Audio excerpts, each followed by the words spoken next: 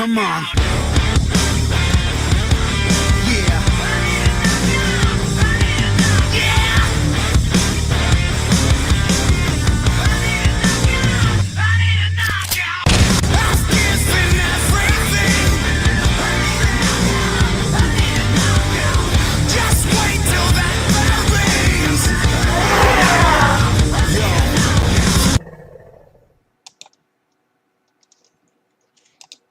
Hello, everyone. Welcome to the Inexorable WordNerd. I have a couple guests this evening that are going to be joining us. Returning again is Javier Lugo, of course, and also joining us again is Rick Bonilla, artist from Cornerstone Creative Studios. Can you guys hear me? Yes, we can, sir. Okay. Yeah, you didn't get any sound check, just right into it, huh? Yeah, I just got home not long ago, and I discovered I made a boo-boo with the shit that I'm drawing. I thought I had it, man, and I drew it crooked. What I do gotta you? redo my lines. No way. You can't just adjust it though, like with Yeah, digital. I'm gonna play with it a little bit. I'm just tired, and I just started drawing, and I forgot to put my perspective grid on, and so I'm going to town doing all this little detail, and then I look and screw it, I'm about 10-15 degrees off. So you got a crooked stronghold at this moment. Make it work, man. 15 degrees Make off, it work. Yeah, we'll write it into the story somehow. We'll Yeah. find some way just to cover it up. Yeah. Unnatural easier. lines. Yeah. Yeah. Something like that. Well, Supernatural castle. There you go. it's a leaning castle. Yeah. That just damage, battle damage. Yeah, I'll probably, after I go to bed in the morning, I got a few hours, and then I'll fix. I fix. Okay. You're going to straighten the lines, or are you going to draw like catapult holes in the foundation or something? Maybe I'll just cover it up, I'll just whatever's turn it- easier. Yeah. I'll Yeah. just turn it into a hole or something and just do the rest of the castle straight. That way I don't have to redraw everything. Yeah, absolutely. Yeah, take a Now- shortcut. I like that. I want to see it, Rick. Oh, you Yeah, want show to us. see my crooked castle? Sure. Yeah, sure. Let's see if I can put it in here. Yeah, let's see how bad your screw up is. Show us all. Alright, let me. It'll make you look human, Rick. People will be able to relate with that, I know. It just bothers me. Alright, how can I share? People want to see imperfection. Alright, put it on the screen and I'll show you. Okay. I learned, just to let you know, I learned that the hard way. People want to see the imperfections. They don't want to see an infallible creature that cannot be stopped. Because for me, that's been the hardest thing. Right? All right, let's see it. Oh, I see. You followed the perspective of him, and I'm it's off on the perspective. I started drawing, and it's just off to the side. So the door is straight, but the wall is crooked. Yeah, I know what you're saying. Yeah. So I'm at the point where Vault just hit the two skeletons. Heads are flying off right here, and then down here is the guy that's gonna have the maggots and everything in his face. Oh, that's gonna be cool. Yeah, show us. Yeah, that's the rough of it, but so you can see the whole. yeah, you nailed it from the script with the lily growing out of the face, like on the face from him Yeah, being like thrown in the somebody put it swamp. on. Yeah, that's gonna be good. And here's the werewolf getting smacked in the mouth. Oh yeah, show us the other panel. Yeah, we saw that first panel. It's very good, and I haven't shown it. I held off until you came into the stream so that you could show people the gore here. This turned out beautifully. Here's the werewolf losing some teeth. Yeah, he got his shit cleaned out. Is what happened. Look at his eye popping out. That's good stuff, man. All right. Yeah, that's a lot of fun to look at. I can already read the panel. Who's this? Tooth Fairy mother. Boom. That's okay. You can say motherfucker on this channel. It's all. There's no rules. It's pure freedom. Pure freedom. Yeah. Well, Rick, from one artist to the other, I gotta tell you, I wouldn't worry too much about that castle. It's about what, 20% of the image. You're gonna have us with that monster on the bottom left, and the guy just smacking the crap out of skeletons, and nobody's gonna look at the castle and say, "Oh my gosh!" Out of this whole thing, the castle worries me. But I know you're an artist, so you're worried about it. That's what I was just thinking. Castle settle. It's fine. Settle on the too much. I'll do the rest straight and we'll go from there. It is a That's cool little okay. perspective, though, isn't it? I like that. Yeah. Listen, Like you can always adjust the rest of the drawing to the base you laid out. That's okay. but isn't Yeah, it cool though? Like how, well, like you're looking at this. Oh, go it's ahead. swampland, so it doesn't really matter. It just bugs me. But I mean, technically, No, but I like it because it's a cool little perspective. Like you're almost sitting sitting back away and looking down at this the dead guy in the swamp, and then you got yeah, in the like if you're distance you can see walking in what's the happening. swamp, you're about waist deep. Yeah, and you're like taking a Your step body almost like floating it. there. Yeah, It's almost what do they call it?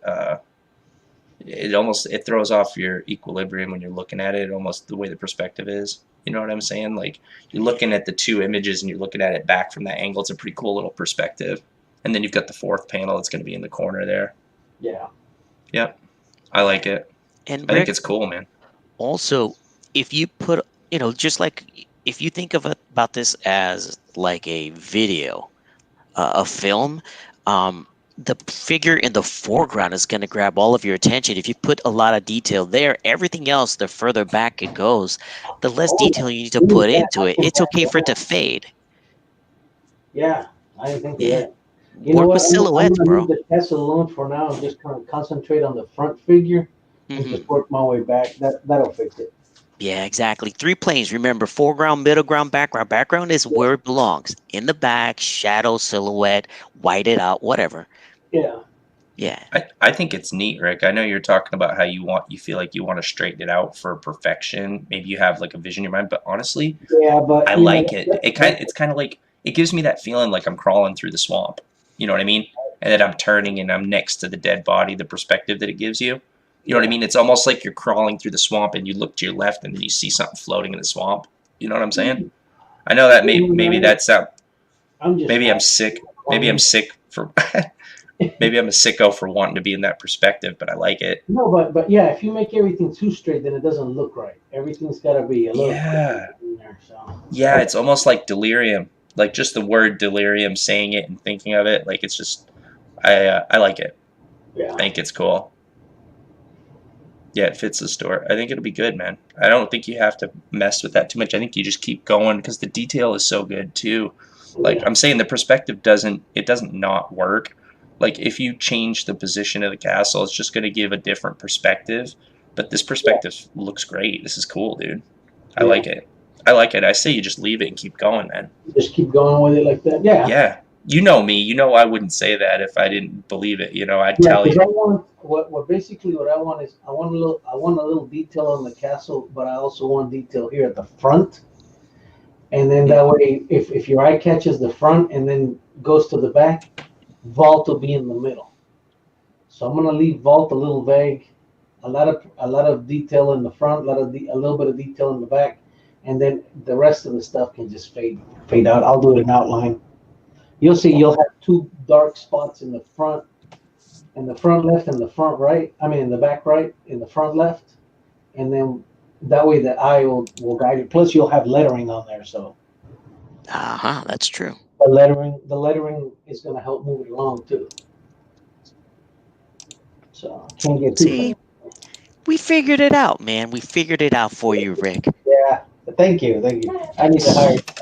Here we are taking your credit for your work. Sure, we did all that. Uh-huh. I look for you guys to see what I missed, and I'll spend most of my time tired. I had to. Today was just a rough day at work. I had to put my foot down because we're short another guy. So of course, when I took this job, I knew there was going to be a lot of time invested, but I told them not this much time because they're like, "Well, how do you feel about working doubles?" I don't. I don't feel Right. especially for Christmas. Yeah, who I'm wants not to? feeling it this year.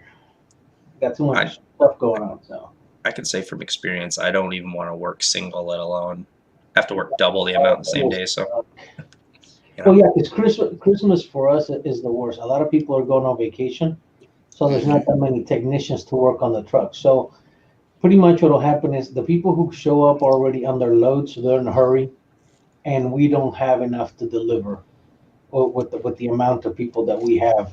It happens every Christmas.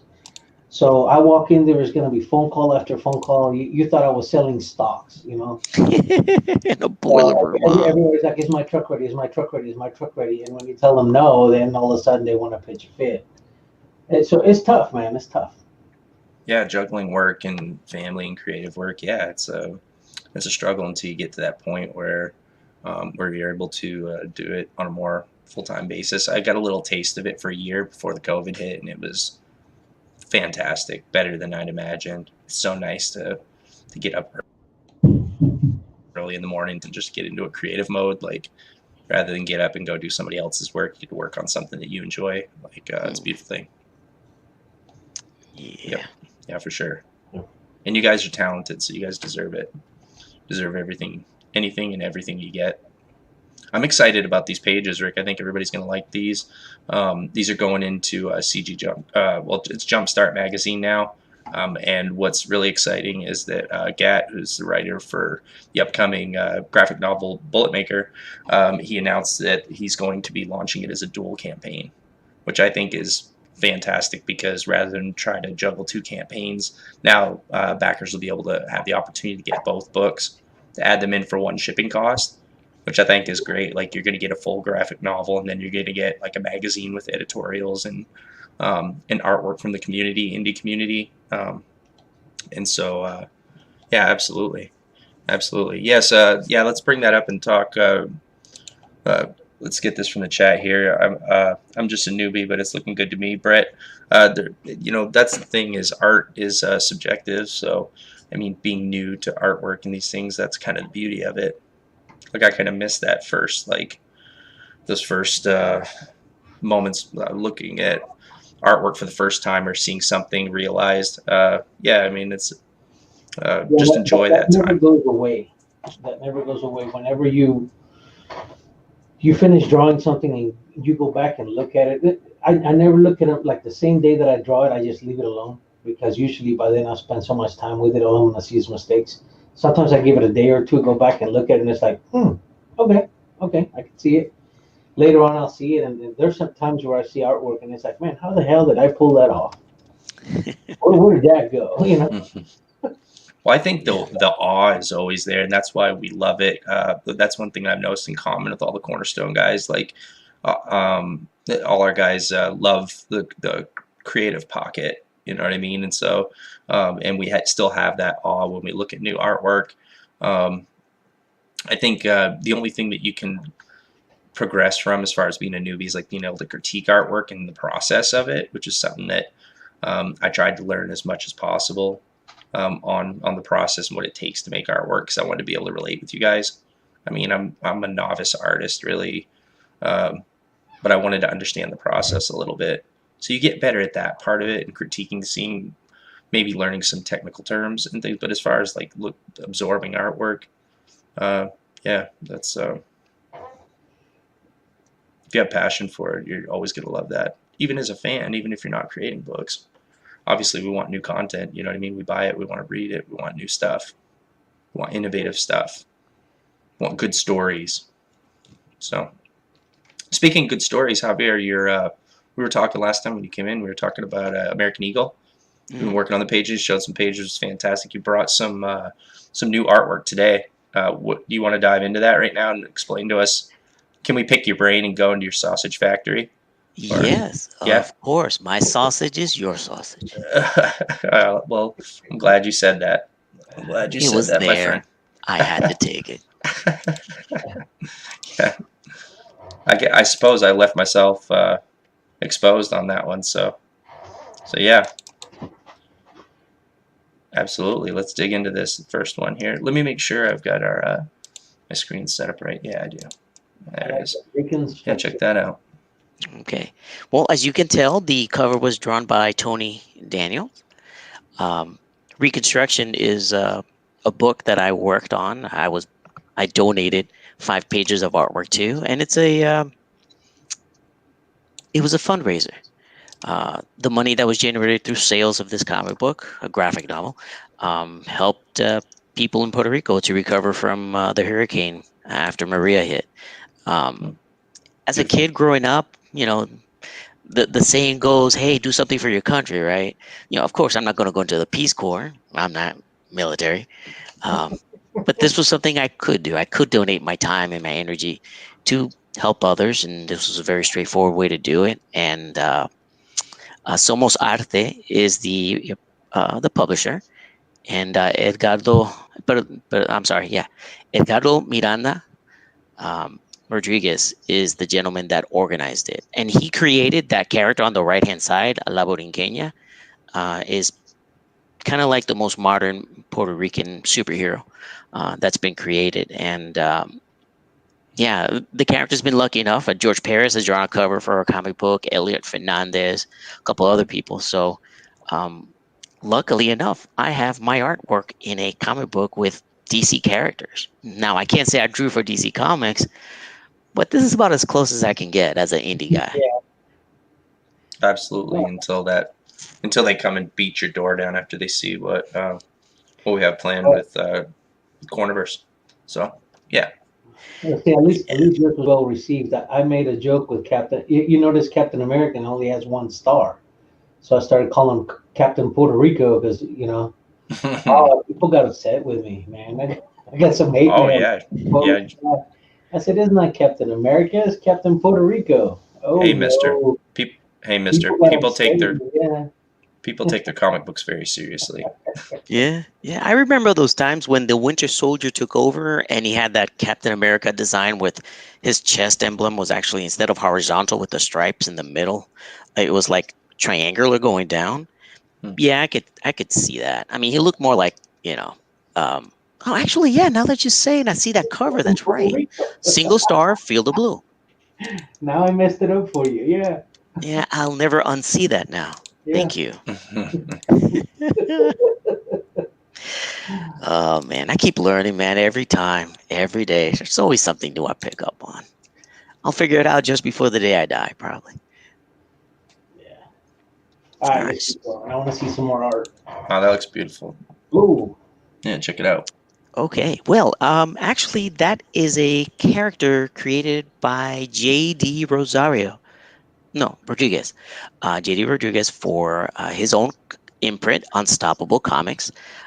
Way back in the day, he gave me one of my first opportunities to draw uh, and actually charge instead of doing it for free. And he commissioned me to draw his character, Shield of the Interceptor. You know how England has the Excalibur, right? Lady of the Lake. Well, Yeah. that wasn't the only weapon she had. Now it's a different time, so the Lady of the Lake, instead of bringing out a sword, she brings out a shield. And this guy, he's British, and he gets the shield and has adventures with it. So that was pretty cool. And if you give me a minute, I'm gonna grab some stuff here so I can share it with you. All right. So this is the like a little stand up of the character. I'll put that up close there. Holy All smokes! Look at that. That's they pretty made neat. action. Yeah, It's they a made nice an action figure and prototype, everything. man. Ooh. Check Yeah. it out sideways. That's a really nice pose. I'm gonna borrow that for a drawing for sure. Yeah, absolutely. Look at that. All That's right, strong. and check That's out that strong. shield. It's very big. It's kind of almost like a surfing board. So it's unlike Captain America's, as you can tell. And yeah, that's really cool. And It if kind of I, looks like one like they used for Falcon. Wasn't it the Falcon shield they used when he took on the mantle of Captain America? Yeah, it's right, almost like that design where it can be used as a weapon as well. okay. And he created a set of trading cards. And check out which one is there. Ooh, made it to the trading card. That's a Yeah, hell of a feel. Oh, I cool. imagine hitting the mouth with that thing. yeah. Well, you featured your artwork on the trading card, which is very cool. Oh, that's cool. Yeah, I got like 4 or 5 pieces in there, so it's really cool. And he's based out of New York, which I was born in Brooklyn, so I got a little connection there. And Hey, all right. it's always good. It's always good. He gave me a really great shot, and I'm going to embarrass myself here in public, but I owe him. He gave me a really great shot at a comic book. He said, "Hey, listen, dude, I need this by next October because it's a horror book. It's called New York versus the World. It's a zombie world." And I messed up. I took my time. I was doing it between other projects, and I didn't deliver it on time. He had to replace me, which I totally understand. So yeah, that is one of my regrets as an indie artist, that somebody took a shot on me and I didn't deliver. So I've learned, and I don't take on more than I can. I don't promise what I can't deliver, and I Well, always that's give myself extra time. well, that's cool though. I mean, I appreciate you being honest, man, and coming out and saying that, and that you learn from it. You know, it's what it is. I mean, we want to be able to deliver and want people to be able to count on us, especially in indie. I mean, Hmm. especially in any job, but I mean, especially where it's indie, because do have to be very self motivated, and we are also essentially our own managers. We need to set those standards for ourselves. So, yeah, I mean, you know, I don't want to let anybody down. I have a fear of letting people down. I want to be counted on. I want to be, so that's paramount for me.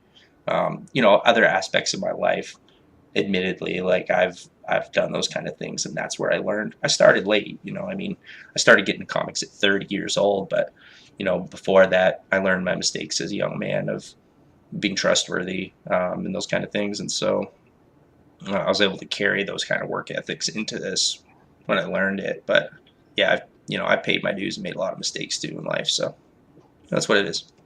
Yeah. Well, I've learned too. So that's learn from me, young ones. Learn from me. Um, and you know, it's a lesson learned, and I've applied it everywhere, man. I've pretty much straightened out. It that was about 3 4 years ago, and I haven't failed since. So, all right, this one is a little bit older. It's as you can tell, Jason Momoa's Aquaman. Hey, all right, man. Yeah, I Yeah. like that. I like the design of the scales too. Yeah, check it out. It's got that apocalyptic pose too, where got the yeah, that's pretty good, man. I like it. I like it. Yeah, thank you, thank you. If I had had And more the time, arms too has I those would are have put more tentacles. like I would put like ocean stuff in the background, but that I think I did this one in a no, I did that at home. If I cover it up the left hand side where the names of the credits are, I did that at home. Yeah. Cool, man. Yeah, I like it. Now these look like pages here. Would you Yes. These are pages part of the you still anthology there? of the Reconstruction. Yeah. You got me? Yeah, I got you. Okay, cool. Yeah, Yeah, I this can hear is you the now. first page, and this is a young lady in the Northeast. She's coming home. She's reminiscing and thinking about her homeland that she's far away from. And if you notice in the sky in the background on the bottom panel, you should see two faces in the clouds, like Oh two yeah, old I see ladies. that. Yeah. There's Yeah, let's one on the bring that. left on profile and the other one straight up. Oh, I see that. Yeah. Okay. So those are supposed to be like native Indian spirit guides. And they're there to remind her that even though she's far away from her country's never far away from her. So the next few pages, you'll see a little progression on that Okay. aspect. Let's go through it. Okay, so on this one, this is more of a representation of the clash that happened when Western European uh, colonization arrived in the New World. I based the left-hand side drawings on Taino beliefs and spirits and gods and heroes. So the turtle has Totally. significance. These are a couple of the deities or demigods that the Taino people in the Caribbean believed in. Um, some of them, okay, yeah, I did cover up boobies. Okay, good. Oh, Oh no, almost. not Indian Oh, boobies. not her. Yeah, she was colored differently. In the book, it's covered up. They just Javier. blurred it and just pixelated Well, it. listen, I did a lot of research on how they dressed, man. I never bothered to Hey, look that's into my culture good. like this, and that's Yeah. exactly what they did. This guy is a protector of the cave of demons, where demons live. So he would protect humanity by killing any demons that escaped, and that was his faithful dog. I based a lot of these on what remains of the culture, which is mostly like ceramics and stone carvings. Hmm. So that's why the dog has a really weird face, because I don't know what a extinct dog would look like. So I just used the face Yeah, that they used yeah, on they were. the Yeah, you just little went with creatures it. called semis, and based the rest of it, I just made up the rest. Yeah, no, that's very cool. It's got a mysticism to it, which is very neat. I like it. Of creatures and fantasy mixed in, because legend lore essentially is fantasy. These stories that they told, these were the fantasy stories that they told in those Man, days, and the legends are built on today. So, and I think you did an amazing job with this page. It's very cool. Yeah, I I love it. like it. And you know how sometimes when we show the globe, it's always, North America, blah, blah, blah. I thought, now let me Yeah, put on the focus on the Caribbean. And this is just more different spirits of thunder, looks. lightning, wind, hurricanes. I mean, like one of them had a lizard as an emblem. The other one had a snake. Um, so yeah, I Oh, thought very cool. just toss it in there. Yeah, I think you did a good job with this as well. Yeah, that's imaginative. I like it, man. And then I had to do research on what did native Taino people look like, what did they dress, and how do they cultivate. So that panel on the left hand side is them. Um, uh, what does it do with their favorite fruit? The main staple was a sweet potato. Hmm. So that's what a sweet potato crop looks like. I had no idea. And then the script asked for to show them fishing in the middle of the night. I didn't know they have boats. Oh yeah. So I'm Yeah. thinking, what would a boat look like? So that's why I did it in silhouette, not a lot of detail, because I literally had nothing to research this. And then I just assumed because of rivers, they would just use, spears to they, fish. they did. No, I Yeah, Oh just yes. remember, man, this, I remember reading about this stuff when I was little about the El Dorado legend. hmm And it was like the great pillaging of Central and South America looking for gold. And there's a place in Colombia called Guatavita, and it's the big lake, you know. And the legend says that the Indians just lined up and threw all the gold in the lake. You know, the Spanish were never able to find it. The legend grew, and I think at one point they tried draining it, but they couldn't get that far. They were able to recover a lot of gold that was still floating. It's about $100,000 to $150,000 worth of gold, but they still believe that there's gold in there. They just can't drain the lake because the government won't let you do it now. Now that they found some gold, it's hmm national treasure, you know. But There's I no like it. money in it. It That's was, what you mean. yeah. I remember reading in school. They said that a lot of the clay in that area it's kind of yellowish. So when the Spaniards got there, they seen the sunset setting on it. They seen that yellow clay. They just imagined that the land was made out of gold. So when they got there, they're looking for gold. They're not finding any, and the Indians are not talking because the Indians don't know what. To them, it wasn't as precious a metal as it was for the Europeans. They worked with it, but it was very common in those areas. But it wasn't as much as the Spaniards thought it was. So they're killing Indians left and right looking for something that didn't exist. Wow. Greedy Yeah. Well, fox. Yeah, I they remember need to reading get about the it. You they need hear to about get the all guys. these if you ever get a chance, man, go. If you ever go to Colombia for whatever reason, the Museum of Gold, it is full of stuff that it's just so Of awesome. course. The next time I go on my import export business, I'll visit the You check place, it man. out. Oh, I Yeah, got man. family there, so I've been to the museum over the years several times. All right. What So do we have this here? I have one, here. this was a commission, 2014, and I decided to make it as close to a comic book cover as possible.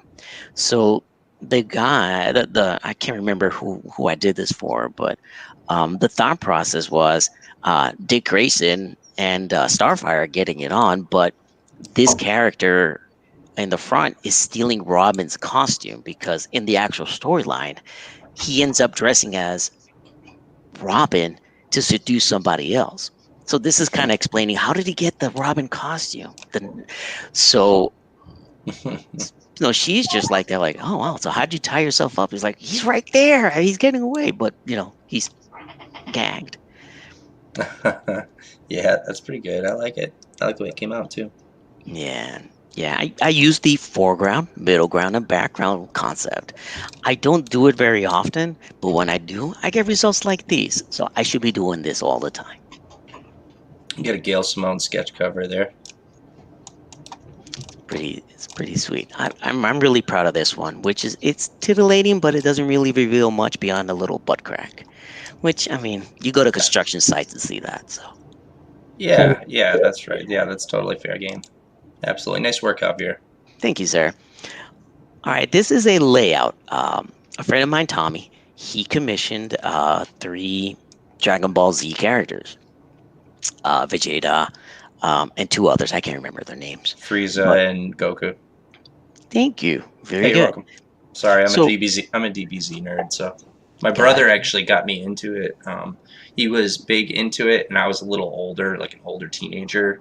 So I wasn't, it wasn't on my radar. But my brother was like religiously watching. He's like, "Oh, this show's so awesome! We got to watch this." So he's 3 years younger than me, and we kind of just bonded watching it. So essentially, I experienced the series. It's a cool series, though. I mean, I like it, but I also experienced it as like an older brother, like with my younger brother who wanted someone to share it with, and so we were able to watch that together. that's It was pretty his neat, discovery. Yeah, man. yeah. A That's lot of cool. times, I mean, I liked it. There were some episodes that were a little, they were drag on and stuff, but I'd always just stick it out just because I knew he was so excited about it. He wanted someone who there with him to watch it. So yeah. So go ahead, explain what's going on with this. The thing is that back in the days when we had comic conventions, the voice actors for these three characters was going to be there, so he wanted the guy to sign something pretty cool. So he commissioned this for me, and I got it over to him. And this was a challenge because I'm not familiar with these characters, but I pride myself that if you come up to me with something strange and unique, I can do the research. I'm an artist. I can draw anything I put my mind to. You just got to tell me, hey, I want you to draw this. Bam, I'll draw it. I don't care. Yeah, this is something you sketched up at a convention just so that someone had like a something for them to sign. So Yeah, that's one of those things. You're sitting at your table and you just bang out a rough or something for them. and Give them this is something to what go I with. and that's what I sent to the guy. I said, hey, listen, I finished the sketch. What do you think? And then he commissioned the full piece, 11 by 17, really nicely drawn, which I'll share at another time. All right. All right. That sounds great. Yeah, I got the 1966 Batman here. Sketch cover of DC Comics. So we've got here, Yeah, absolutely. Look at that.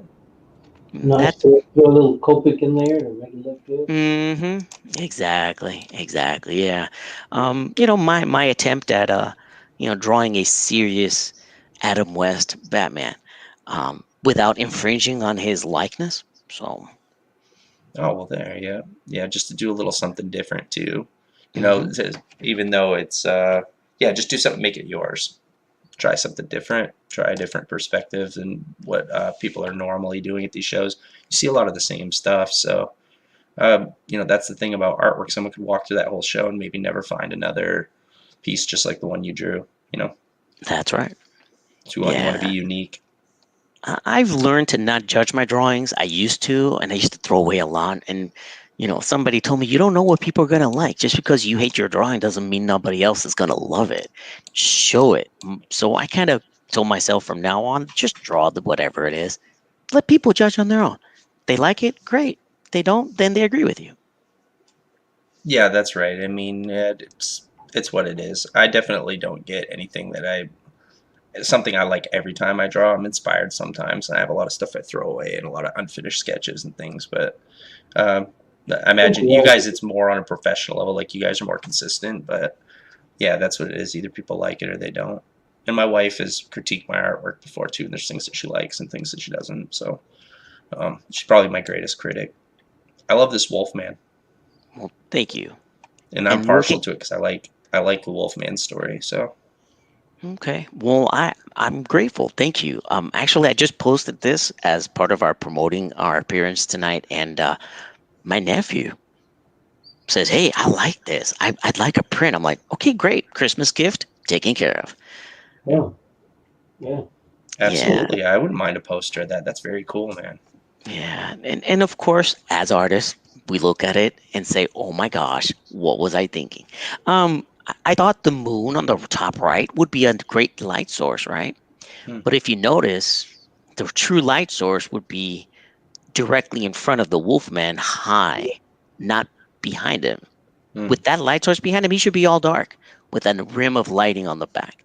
But that's me 4 years later. Yeah, yeah, looking back on it, but also, yeah, I mean, where it's a We have print, good license. like, yeah, the light isn't realistic, You but there can also also could be a you light can always source. go back and remove the moon. Yeah, exactly. See, You could. so yeah, and on Yeah, this but we one, need the moon, though. You have to see the yeah, moon. It could for the be an, Wolfman. I mean, you could have someone color it and it could be torchlight, like it could be firelight, it could be, you know what I mean? Could be headlights. Who You knows? saved my drawing, Ryan. You saved my drawing. Yes, thank Yes, you. yeah. It could be headlights. This could be a panel. It could be someone stopped and saw this thing in the road, and he's like, I mean, with that face, like you can just tell he's probably about ready to. He's just like, "Do you have any Grey Poupon?" That's what it says to me. Okay. Good deal. Good deal. Okay. So I think one of the reasons I was sold on my first show is because I used a lot of different techniques in one piece. So, all right. This one, I went really Greek with it. The pattern on the back, I got it from, uh, I think a Greek vase, and the design on her shield, I got that from an actual Spartan shield, or no, Macedonian shield with the Oh, dude, star thing. Yeah. this is cool, man, because you got a DC Meredith Finch, David Finch cover here. That's Yeah. that's husband and wife team. David Finch, staff artist at DC, and Meredith Finch as well was on Wonder Woman. Did a run on Wonder Woman, so that's very cool that you get the sketch cover from them too. David Finch is my favorite artist of all time, but behind you two guys. Big Finch is just What was I awesome. not convincing enough? But it's, geez, man, I was trying to be nice to my guest, man. David Finch is a beast. He is. He is. Yeah. That man He, makes magic happen with a pencil. Yeah, I know. he's doing drawn streams now too. You know, like I've if you want seen a to watch few. pick up techniques. Yep, sure do. Yeah. I've watched a few of his as well. Yeah, I Wolfman know. has long been a favorite of mine in fiction. That Nigel movie guy says Wolfman has long been a favorite of mine in fiction, and this drawing is excellent. So he loved your wolf drawing as well. Yeah, we're just Thank digging you. into Javier's sketchbook.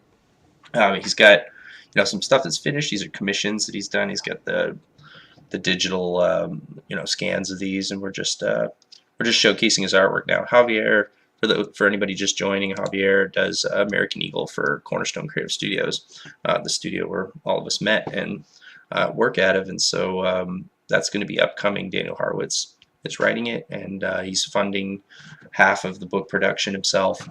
So we'll have some pages to show going into the campaign, and then I think you guys said you're going to launch on Indiegogo, right?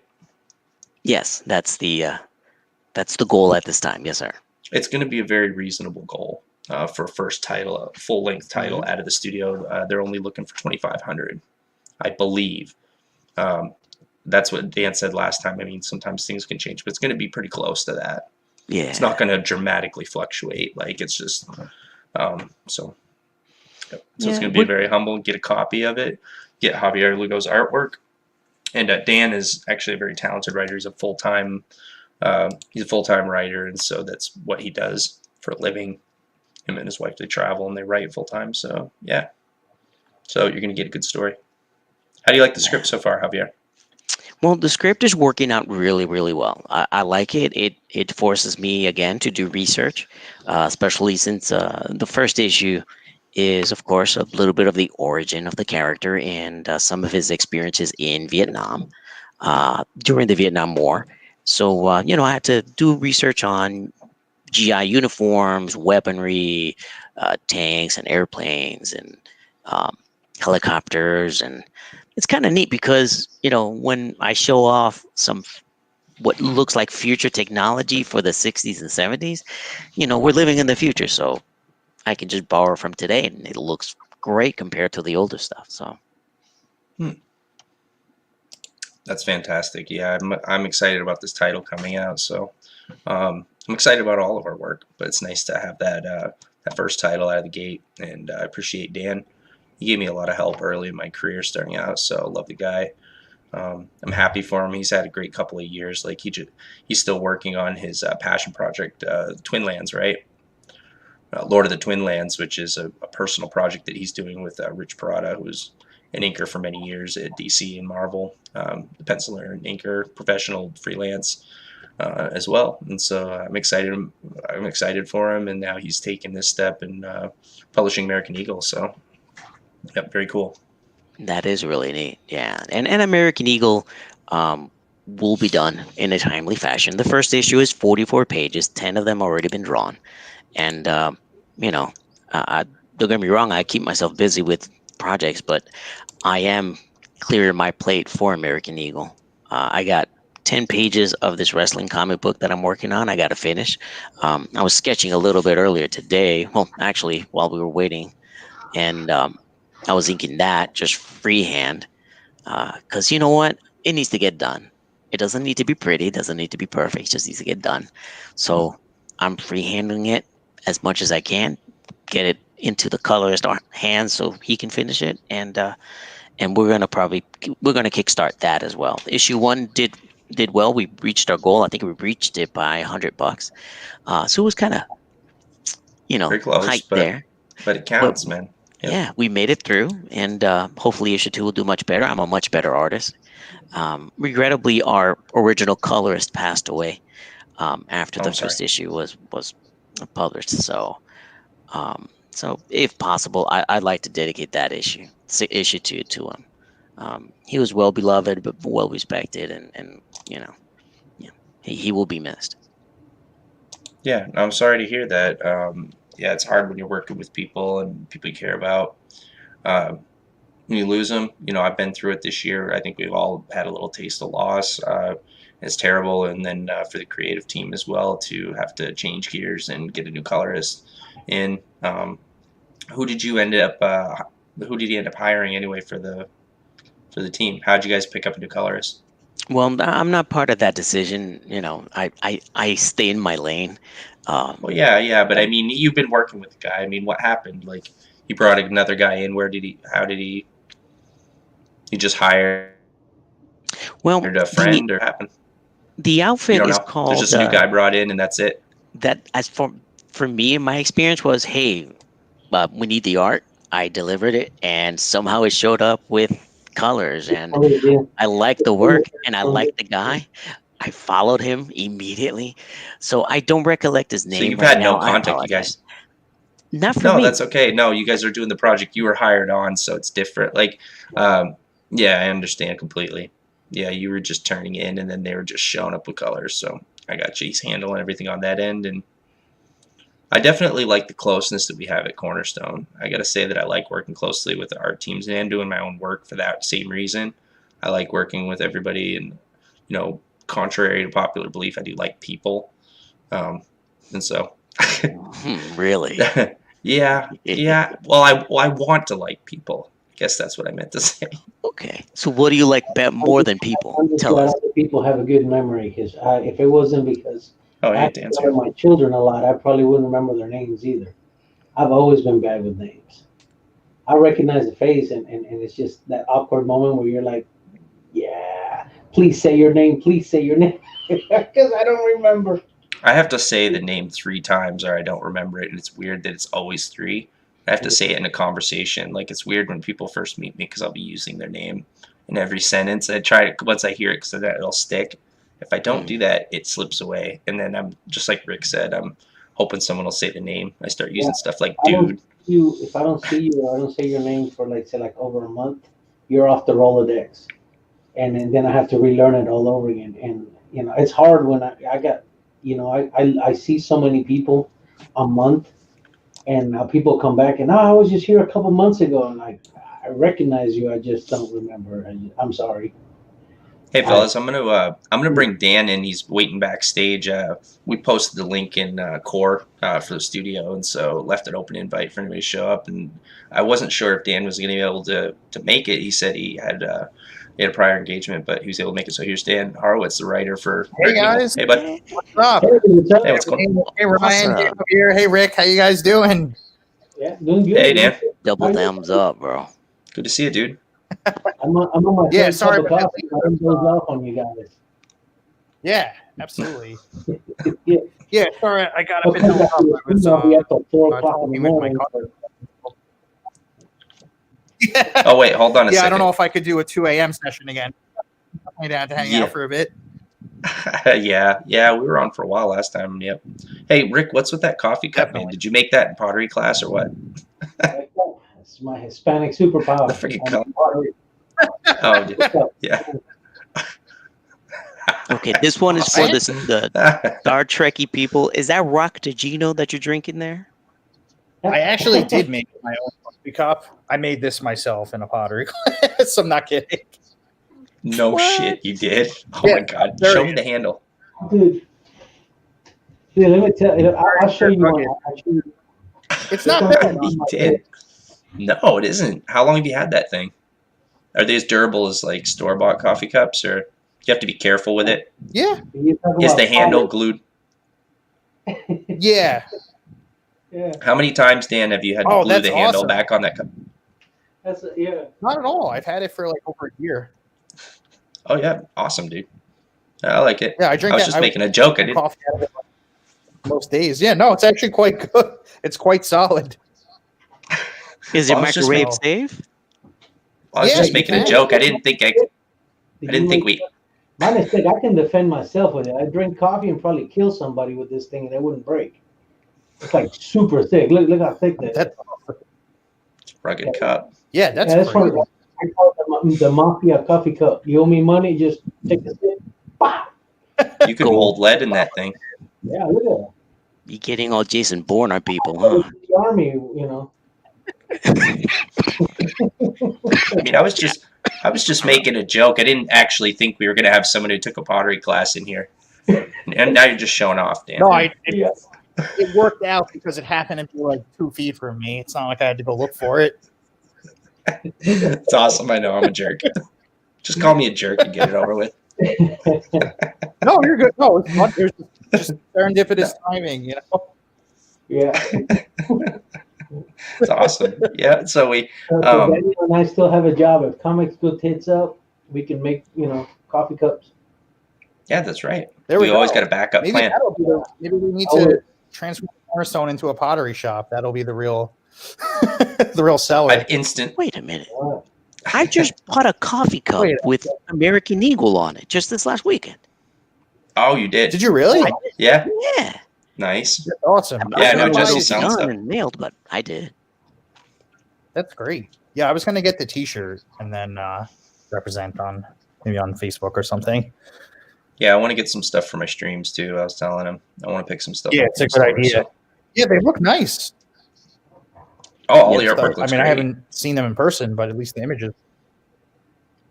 Yeah, absolutely. Yeah, and you also I mean, you get to obviously, show you guys as Facebook. the artists, I would agree. When I get Yeah, it, I I'll actually have share a it. ton of copies of it. You do. Nice. Yeah, we just All right. printed some off. Just ship it to Florida, and then I'll ship it back to you. Yeah, it's perfect timing too. The COVID apocalypse, shipping's going to be delayed. You're going to I be sitting there know. Oh praying my that you get it for Christmas. Be sitting there It at took me- Christmas time, the big frown on your face. You get it in New I remember Year's. I ordered this couch that I'm sitting on, like really maybe in like March, and it took like almost 3 months to come. It's crazy. Yeah, Same thing happened with my table. Same thing. We bought it in March, and I guess that's when China shut down, and we didn't get it Yep. until September. It's ridiculous, and they were still That's- selling it. Oh my god. Oh yeah. That's why. I wanted to hurt some money. Yeah. Yeah, Yeah. I'm not like prepared mentally to like do this again. Like I've been pretty much living like life normally since like July, and like it's been good. But like now Yeah. it's going heck. Not looking forward to it. Yeah, how have things been? Because I mean, I had you and Alex on the show, and I remember when we did our Chillisode, you were like, "Hey, listen, if you hear sirens or anything, don't worry. They've been going by all day." I'm like, what It the? was What's so going bad. on? Honestly, up until July, things were terrible because you had really things were bad like half of March, April, May. Then June, the numbers were better, but you had all the protests going on, so like it was still kind of scary to go out. And then July, August, September, October, and then at least most of November was fine. But now it's like Are people still protesting again? we're kind of back to We're not really anymore. I think they're pretty much done. But It's cold I was outside, like afraid to go It's out. cold. Yeah, it's true. This is the U.S. People Yeah. people are not that dedicated to their cause. It gets cold, everybody starts going home. We'll protest Very online. Yeah. Just remember what we said. We'll be back next spring. Yeah. I went for a walk after dinner. Down here in Tampa, Florida, it's 40 degrees tonight, going to 32. I'll probably be sick tomorrow morning. Yeah, what are you in New York? Like, I'm Jesus. keeping an eye by the window because I don't know if you guys saw my cat earlier. He was Yeah. pooping his cage, wants to go outside, but right now it's 32 degrees, so I'm waiting for him to come scratch on the window so I can let him back in. Oh, Yeah, he That's no has to joke, go though. outside. I don't know what he does out there because he can go to the bathroom inside. He just has to go out there and check his perimeter or something. Rick, do you like your cat? Because now's a good time to not let him back in. No, actually, this is believe it or Sure. not, I rescued this cat with my son. He was actually conceived and born in South Carolina. My neighbor bought the van out of, I don't know what deal he had going on, but this cat rode on the axle of the van. They towed it in, and that same morning that they towed it in, my son was working nights. He came home, and all the little neighbor kids were over there trying to get him. And apparently they heard him, and they were just kind of hoping he wouldn't jump off or die or anything. And when he got here, they were trying to get him. My son pulled out a YouTube video of cat sounds, and he got him, and we raised him. And this cat, I've never had a cat that really cared about me. They all could give a shit whether I live or die. They just came, ate, and left. This one actually finds me and hugs me, and I guess since he was a little kitten, he would sit on my art table like right here while I drew. And now that he's big, he still comes and finds me. It's the only one I've ever had that actually loved me. So I'm keeping him around. Now I've got a cat. Yeah, that's a nice story. Just feed me, let me go. I wish my cat story was as good. Like, no lie, I have a feral cat that's living around my house. Okay, now last winter, it was born outside or something. It was pretty young, but it lived under my porch all winter. Okay, and like I only fed it once out of pity. I gave it tuna fish, but then like it was digging into my trash. It was finding ways into the porch. Like it had a hole I had to cover up. Like it was starting to become like a pest. Like it was getting bad. And I know people like to take cats. I'm just afraid of people. Like it wouldn't come near. It was a feral cat. You know what I mean? So it wouldn't come near anybody. So we couldn't catch it. So I had to call animal rescue. Like they got this. They'd have live traps, right? I called 10 times and left a message. Nobody called me back. Nobody would pick up the phone. Lived all winter under my porch. I have no idea how it survived. Like probably just through picking at trying to get at my trash and stuff. Like it would get into bags once in a while. What's that? Calling, they kept showing up. He kept killing them and eating them underneath your porch. If you go under there, you're gonna find a whole bunch of bones. Yes, Yeah. you will. Oh, it's had mice. I've seen it around all summer. Yeah, I've seen it around all summer catching mice. So that's kind of good because in the like when the winter comes on, like they tend to want to go into your house. So having that and like the neighbors, whatever they have for cats, like yeah. So like that's a good thing on one side of it. But I've got a feral cat that's like living outside. I mean, it's probably got a layer of ticks on its body that literally replaced its skin. Like it's probably got worms. I mean. It's been living off mice. It's a wild cat. It's been alive for like a year and a half. Things are fucking tough, dude. It lived under my porch all winter. Like, it probably has designs for you. It's watching you, waiting for the right time to pounce. it's going to take me out and replace me as alpha of the family, you mean? Cats are treacherous. You got to watch out, man. Well, my wife won't let me shoot it, so I'm stuck with it until something happens. Years ago, I worked for the garbage company. I mean, I know that sounds cruel, but where's the line? Like, when I said that, you guys are thinking, like, house cats. I mean, where does the line, like, essentially isn't a cat just no different than a raccoon or a skunk? Or they're in the same family. I mean, I think they can even birth. They can actually, like, mate with skunks and make, like, half skunk, half cat babies. Like, they spray if they're not spaded. You know, cats do. If they're not, like, spaded or neutered, they spray. If they're not neutered, they spray. So, like, they have, like, skunk genes. Once the cat goes into heat, will always, even if you have them operated afterwards, if you allow your cat to go into heat, they stay in heat the rest of the time. I mean, they don't. I had a female cat, and they told me, said, you need to get her operated right away, or else she will always be in heat. She won't be able to have any kittens. but she will stay in heat. Once that switch comes on, it don't go off.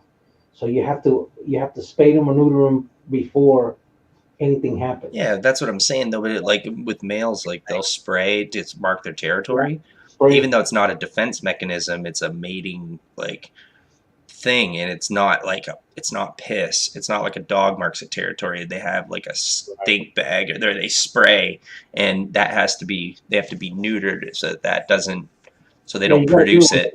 Yeah, yeah. So like that's similar to what skunks have. They have the same thing. They have like a yeah. They're from the same family. No, I've heard of instances. I'm pretty sure I've heard instances where like skunks and cats can mate. And they make like half skunk cat babies because they're so close on the animal tree, like very close. So like, where's the line? Like, even though it's a cat, it's a feral cat.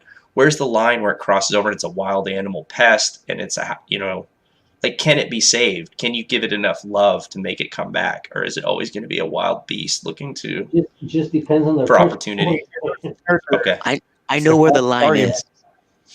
Yeah, I know where the line is. It's His right name under is my- Logan. Wolverine. yeah, absolutely. Yeah, I think I about know it. where the line is. The line is like me and underneath my porch. That line in between there is basically what separates us. The civilized creatures live inside the building, and the wild feral beasts, bloodthirsty animals live underneath the porch, waiting for opportunity.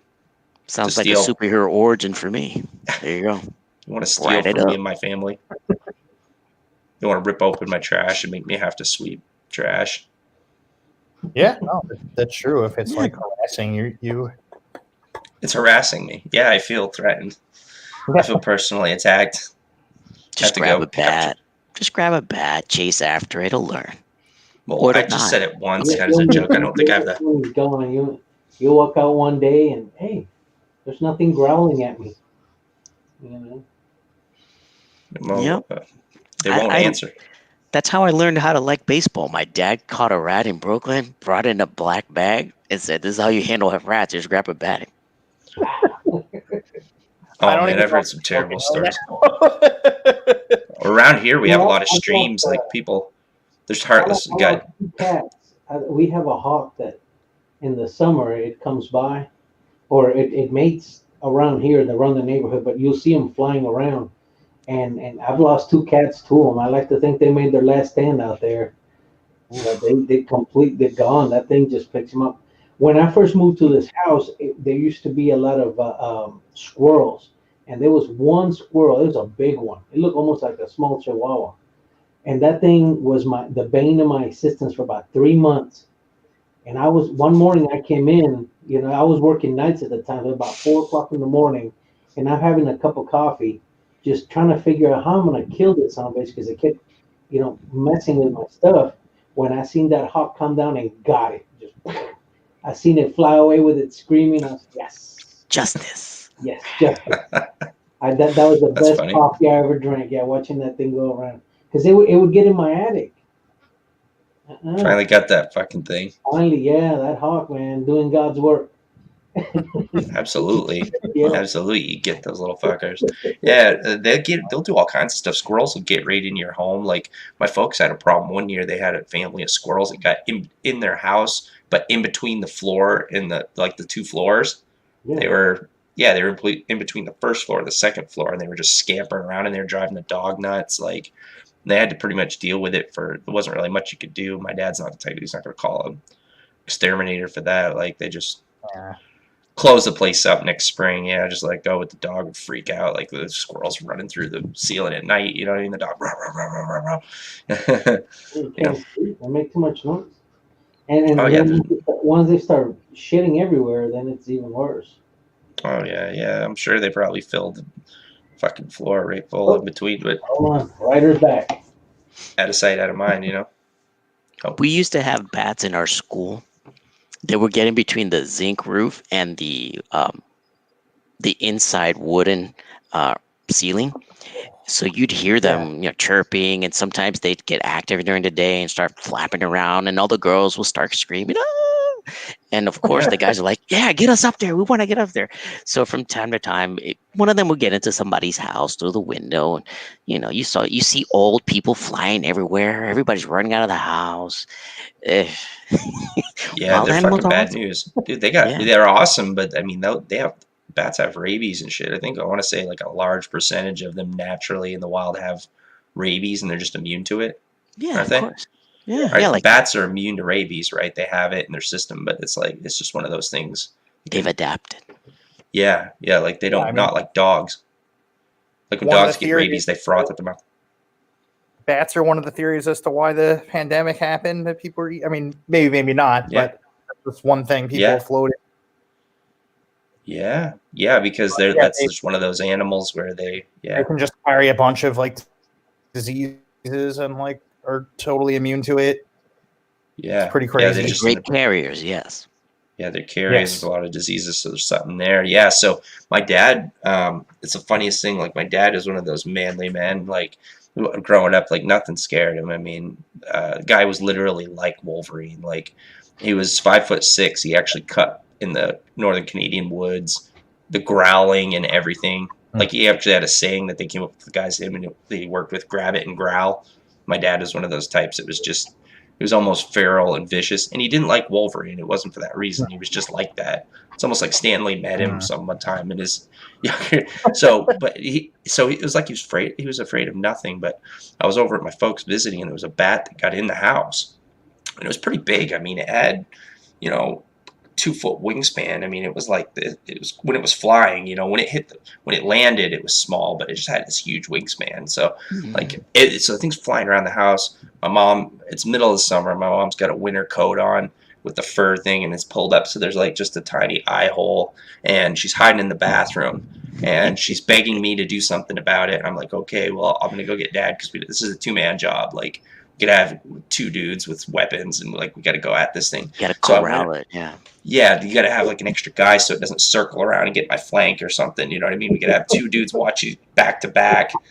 And so I went upstairs to go get Pop, and he was actually laying in bed after dinner. But I went up and told him, and he was just laying there. I said, Dad, you got to get up. Mom's trapped in the bathroom. You know, like there's a bat downstairs. And he goes, a bat.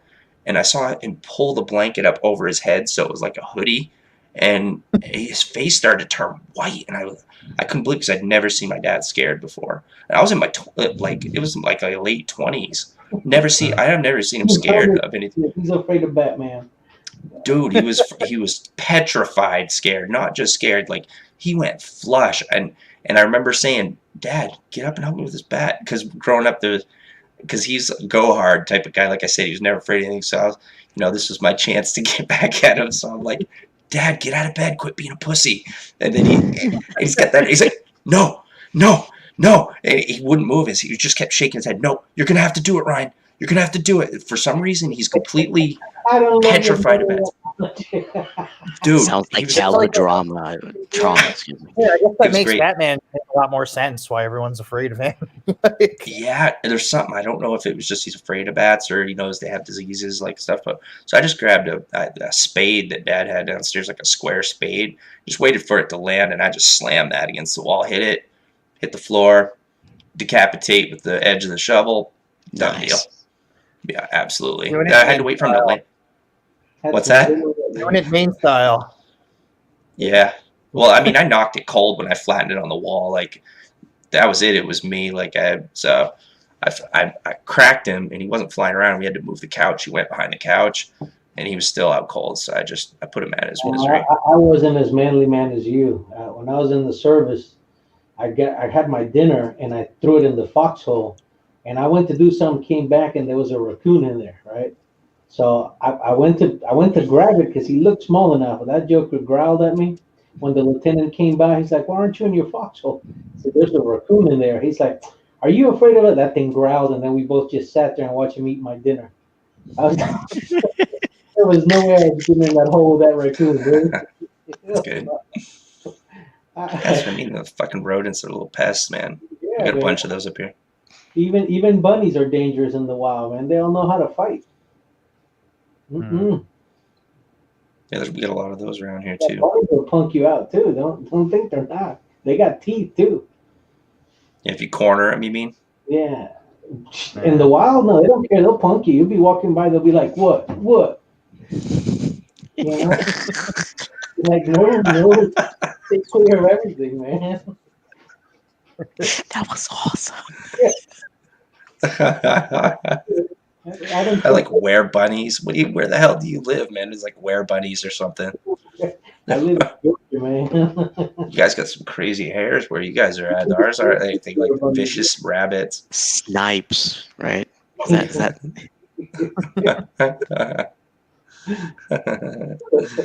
Yeah, that's funny. Yeah, it sounds kind of brutal what I did. I mean, but the thing was is I didn't want to take any chances once I had it down because that's the thing. You get rabies off of those things. It's Yeah. I don't want to take any chance. I want to get it taken care of. Mm. You can't play around with that. And that's the other thing too is that I'm worried about with this feral animal because there's a pandemic with Lyme disease. It's prominent with the deers, and so the ticks get Lyme disease. And then they're on moose, deer, and then other animals get them on them. That thing's been living outside for a year and a half. I'm not going to take it in as a pet. It's probably already smoked. So that's why I was telling Buffy, I was like, man, just shoot it and put it as Mr. So it's not hanging around our place all the time because it's kind of used our place as a winter home. And it's always hanging around our property.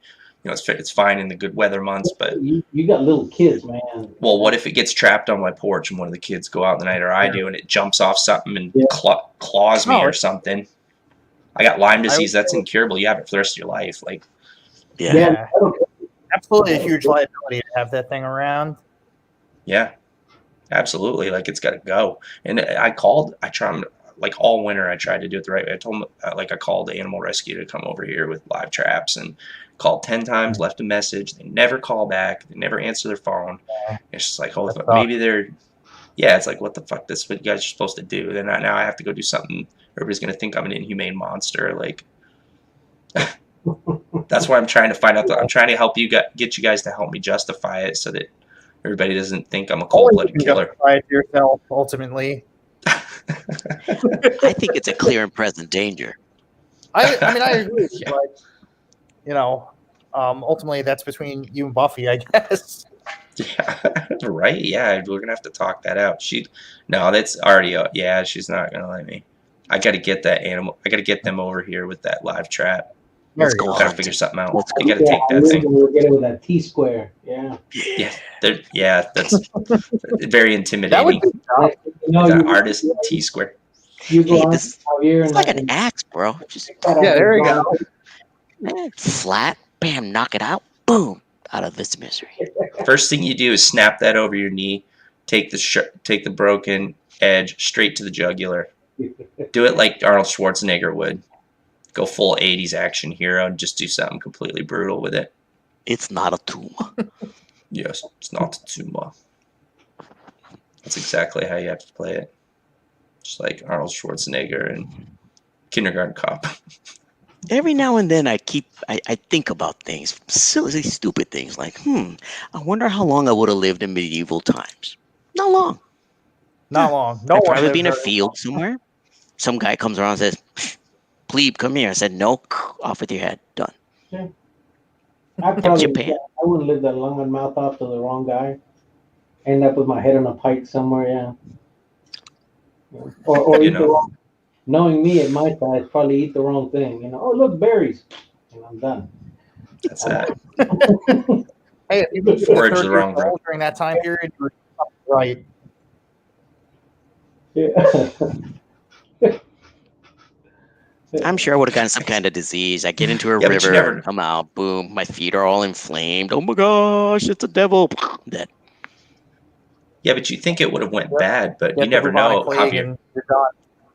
That'd be it. Yeah, that would have been me. I would have been like ground zero, bubonic plague, dead, and that's it. You could have been. Yeah, but I mean, for you, like you say that based on your life now, you're a peaceful artist, but you never know. If you were born in those times, you could have been a ruthless warlord. I mean, be like Javier the Destroyer. Mm-hmm. Yeah, you never know, man. Go. You put 10 inches on your biceps and put a sharpened piece of steel in your hand. It might come out of you. It might be just in your blood. You just don't know it yet. Yeah. People didn't live that long either, so I don't know. I think people were a lot more. Yeah, they were a lot more aggressive because there really wasn't a retirement plan, So That's a lot right. of people just went out there and went for glory. And But the average Yeah, your was the retirement- average adult death like 30. yeah, something like Yep. that. If you Yeah. get to 30, you were an elder. Basically, yeah, your retirement plan was have a bunch of kids and have them work your land, and like hope most of them don't die, like in childhood. It was all in the numbers. Just keep fucking and pray exactly. for her. Exactly. Pretty much, yeah. Try to keep that blood. That is the key. You said it, Brian, right there. Keep that bloodline going. We do that anyway, though. I mean, it's not just to procreate the series or the species. I mean, I think that still rings true today. It's Yeah. Right, but people Or don't didn't slip. hope that two will live. Like, yeah. With modern medicine, we do live a little bit longer. We just get to fuck a little bit longer. I Exactly. think that's it. I get to eat more food. You know, I get to be 40. The original plan didn't involve that, so it's like now I want to take afternoon naps. Yeah. That's how I know when, once you hit a certain age, you want to nap all the time. That's when they eat you. So you know you weren't going to live that long, Yeah, if you do, you're a target. That's right. You're vulnerable oh when yeah, you're napping. that You is start true. snoring, they can find you. Got to find That's a right. cave somewhere. Nobody can hear you. Hope you don't run into a dragon. That's probably how the vampire legacy started. It's like they started sleeping in a coffin. Like, nobody's going to see me in here, these motherfuckers. They're just looking to stab me in the back and then open the coffin up. Oh, my God. Must be Nosferatu. Yeah. That's probably how all that shit started. Oh well, during that time, everyone believed in like mythological, like people thought that dragons like existed and shit like that, and like giants and all that different shit, which is crazy. Like, Well, no one had ever seen one. Yeah. And you also had a lot of disease So that altered your body, so they believed on shapeshifters, One of the biggest Oh, inventions that we put is putting iodine in salt. That got rid of elephantitis. And because there was a lot of deformity and stuff back then.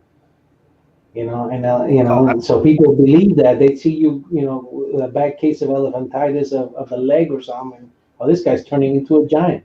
So somebody come and kill you before you finish transforming, not knowing that you're actually sick. So Yep. There's a lot of stories to back it up, Absolutely. Yeah, that's Oh yeah, but before modern science, we would have a lot of like mythological explanations for things that people didn't know why it was happening, which is, you just got to think like how much that affects like society and like how people viewed the world at that time. Yeah, you have that underlying fear at all times that a giant's going to be right around the corner. Articles about the wolf children in the circuses. I can't remember what it's called, where you grow hair. That's where that werewolf deal came up. Imagine that had to suck for those people. Those guys are imp now. Thing you know, somebody's trying to pelt you. Nah. Yeah. Especially if you're a woman with that facial thing. Oh, yeah. But then today, like you're the shit. Like now that they know that it's a condition and like nobody else, like it's very unique. Now you're like a unicorn. Like you're like people see you. They're just like, I'm never. Maybe you meet your wife that way. She's like, I'm never gonna find a man as hairy as this guy ever again. I'm gonna marry him right now. That's it. Maybe that's her thing. She likes wolfmen. Real life teen wolf or something. Yeah. Yeah, at that time they believed in people who, like dog-headed men. Oh, God, you're getting interesting, and that man. was like a whole thing that they thought this was there's of these guys.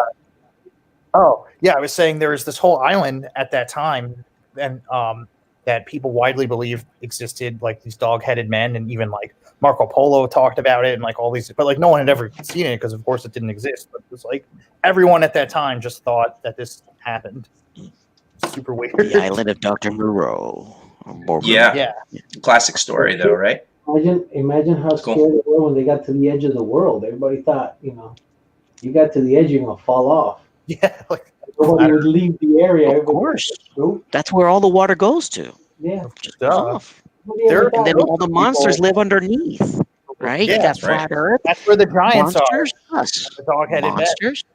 Yeah, Yeah, naturally it pulled it on his shoulders. Yeah. Can you imagine those early days when they had the diagram where it showed that flat Earth flipping over and it becoming night, like just in dusk it just flips over, or whatever it's, and then they look up at the sky at a round moon, and There's still people who believe in flat Earth It's theory, Earth, which yeah. blows Oh, my yeah. fucking mind. Yeah. There's actually a whole documentary on Netflix about it.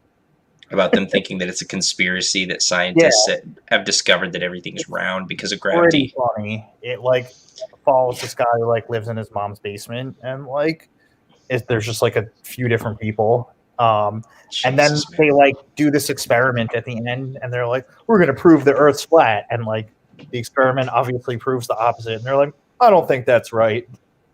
We must have Wasn't done it wrong. there was a guy who got in his own self-made rocket to prove that the Earth was flat. He ended up dying.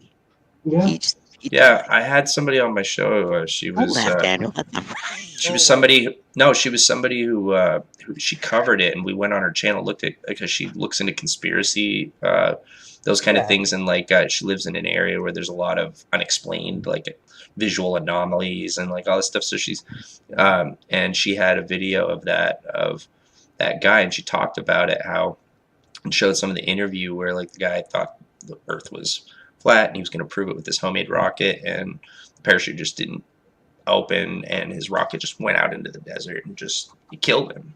That was it. So he died for that. I mean, it's a tragedy, but at the same time, like just paying attention to modern science could have proven that. I mean, we look up into the sky and we see a round moon and round. You can see Venus from Earth and other planets. Like to see that they're round and to imagine that we would be the only flat entity in space is absurd. Also, the fact that you would think that the government. I mean, all the pictures from satellites from orbit looking at the Earth and proving it's round. They're like, it's a conspiracy. They want us to think that it's round because there's such a benefit that they're profiting so much from us thinking the world's round. Like, really, like none of it makes any sense. Yeah. Like, don't you have to have a motive to like? It's not like there's just some guy in the government laughing at us. Ha ha ha! Everybody thinks the world's round. The secrets of the Earth are mine. Oh, every conspiracy theory like assumes that the entire world is coordinated and like that there's an overall like world government that's like covering up. I have a friend who's like really into conspiracy theories, and like it's kind of sad because he's my college roommate actually, and I mean he's a great guy, but like I think just spends a little too much time alone. And has gotten like deep down like the YouTube. You're talking to artists. We spend a lot of time alone, Dan. Of course. Or at least you guys are working on your art and not just like watching YouTube conspiracy videos and destroying your brain. Right, you're doing something constructive with it. Exactly. A lot of things make sense. Yeah, you're being creative. Don't feel bad, Dan. I was gonna say, Dan, don't feel bad because I have a friend that's like that, but it's a little bit of a different situation. It's an absolutely true story. It's hard to he's a good guy. Yeah. Sorry, I mean, I know. No. I was just gonna say, like, I can relate. Like, it's not with conspiracies. Like, I had this good friend that I grew up with in school, and he moved out to Fresno, California, for a while with another guy that we used to hang out with, and they were out there selling blotter, and then they got raided, and then the other guy said, "Oh, don't dump that in the toilet and waste it," and the guy didn't think anything and downed like a whole vial of acid. And he was like in a perpetual trip for like 3 months. And then I guess he lived in like this vampire coven with these people that were like in a vampire coven cult and were drinking blood. And then he went out and lived with these like in this hippie commune. And he was taking a bath in the river. I guess someone stole his shoes. He was like playing guitar for change. And like he went through this whole crazy thing. Like, and then he came back home and like and then he was like a practicing Satanist. And like I knew him from before, and I didn't judge him. You know what I mean? I know what he's been through, but at the same time, like he would come at me with some wild ideas, about energies and all this stuff that he was trying to channel, and I knew it was, I didn't believe in it, but what can you do? Dude, I feel like I had a trip listening to you explain like your friend's philosophy and like But I respected his That's beliefs. It was his religion. Sure. I mean, Like, in if 2020, you can't cancel him because he believes in that's what gets him through life, more power to it. Like, I mean, like, doesn't affect you. yeah, absolutely. Yeah. It's kind of difficult to like have a conversation where like you have to like have everything based on the assumption that like what he believes in his mind is true. Like, that's Yeah, the absolutely. difficult That's part. what I I mean. think Like, he was, talking to people who are like, oh, well, conspiracy theorists. yeah, Yeah, like my friend that I was talking about, he like believes that like giants existed like legitimately, and like that's why I know all about this because I've like debated it, hours and hours with him, and I'm Mhm. just like, what are you talking about? And he was like, well, there was, like a giant in Iraq in like 2008, and like these U.S. soldiers killed it, and it was like covered up, and I'm like, I don't think that happened. Like, don't like, he's like showing me the website, getting this shit. Yeah, exactly. And he's like showing me the websites he's getting this shit. You just found a poor bastard who had gigantism, and then you can Exactly. come up with your own story. But yeah, Exactly. Like, maybe the guy was 8 foot tall. Like, that's reasonable. But I don't think he was a 20-foot tall guy with like 2 rows of serrated teeth, like my friend had seemed to think. And I was just like, yeah. I don't think that happened. Well, Like, I just Yeah, recently yeah. ran into somebody who was saying that was that fossils were fake, that it was just the government was using them, or I can't remember what he was saying. And but I have a friend who works in that area, and he was telling me, no, they're more common than you think. You find them Yeah. everywhere. That's why we know they existed. And this guy was like, nope, that's all made up. They're fake. They're fake. And he's sticking to his guns. I watched it for a little while, and then I was just like, leave it alone. Well, that was the You gotta cool thing almost about. respect that kind of like dedication to that. Like, Well, the thing is you got to accept people as, as people, what they're, like you said, that's their reality. Like, just because you don't agree with it. I mean, I'm not like, obviously, like I said, my friend thought he could channel these energies, and he thought he was very close to doing it. He would tell me about it, and I'd humor him. I'd listen because I knew him years ago. You know what I mean? But right. it's hard to like, if you have any faith at all, to believe that there are not spirits around us, or isn't a place where spirits go. It may not line up with my faith, but who am I to step on the guy for what inspires him? Well, of course, Regardless, it's if I feel it's drug induced, or if I feel maybe he talked with somebody else who convinced him. Maybe he saw. There's all kinds of people all over the world that claim they've seen all kinds of outlandish things, but like years ago, like before anything was proven, people thought medicine was witchcraft, when medicine is actual science. course, yeah. So what if there's that day, as unbelievable as it sounds, there's that day where we find out that there is a parallel world where spirits actually coexist with us, and we're just not able to interact with them. And there's certain people who are sensitive to it. Can you imagine? That would blow your mind. Would Yeah, you of want to be course. the idiot that didn't? Would you want to be the idiot that, like, I'm not saying it's a found in science, but I wouldn't want to be the idiot that ruled it out. Like, that nothing's I mean, I suppose anything is, just about anything is possible unless it's been proven impossible. Yes. Is that fair? Is that fair to say? You know what I mean? Until it's been completely proven impossible, not improbable, but impossible, like definitively impossible. So Yeah. that's kind of the base of imagination. I just like exploring it because it makes cool story. I mean, Absolutely. how many stories are written about souls and monsters and creatures and supernatural and all these things? So once you explore it, it's easier to let your imagination loose. I think I like it for that reason. I mean, the idea that there's like parallel worlds and that like there are different realities is not like ridiculous. Like, it's possible. Like, there's What definitely if you like were able some to unlock scientific that? basis for that. If you were able to unlock that and go into a negative space like that, or a parallel space, well, the rules could be totally different. What we perceive as reality and things that we, our science is based on, could be totally different there. It could be an absolutely different thing. That's essentially what happens in Kerr, right? Like, he basically like travels dimensions. That's right. Well, he goes into the hub of all, not all it's not another dimension. It's essentially an extra dimensional space Right. that's linked to all realities and all possible timelines. Right. They all converge at this one point, but it's like it's this scrambled mess that you're unable to comprehend because it's everything and anything that's possible all at once in this area, in this space that's actually a prison for evil spirits in the central hub. Yes, yeah.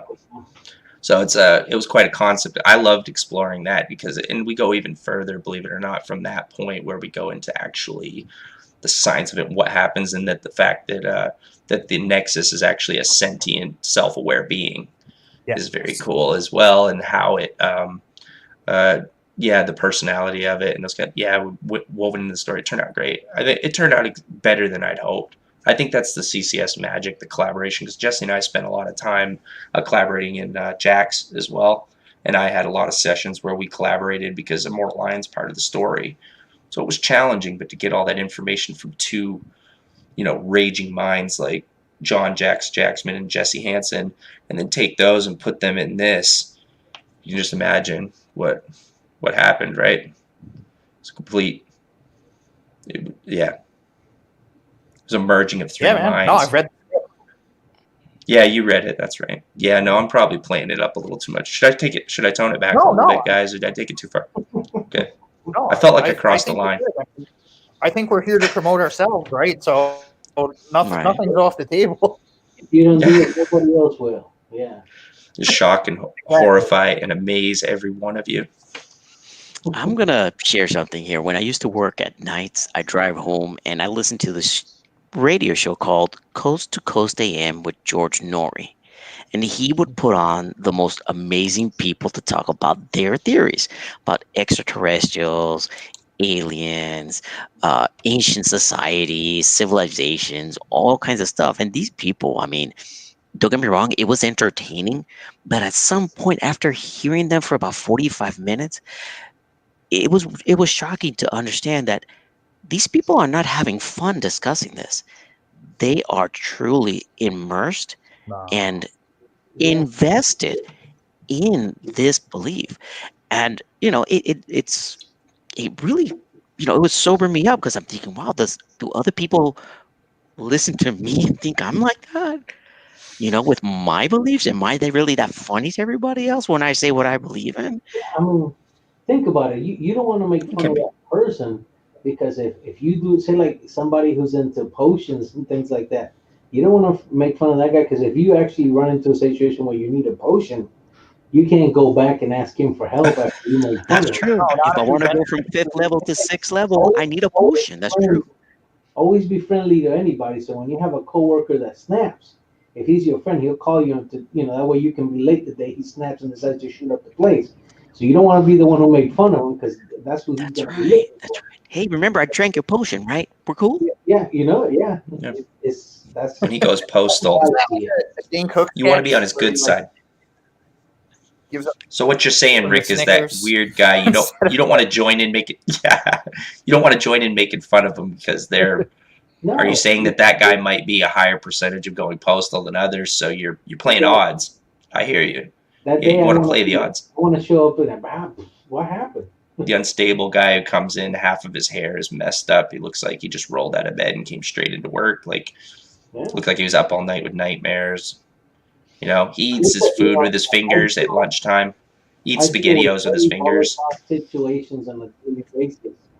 One of them is bound to snap, so I try to be as nice as possible to everybody, just in case.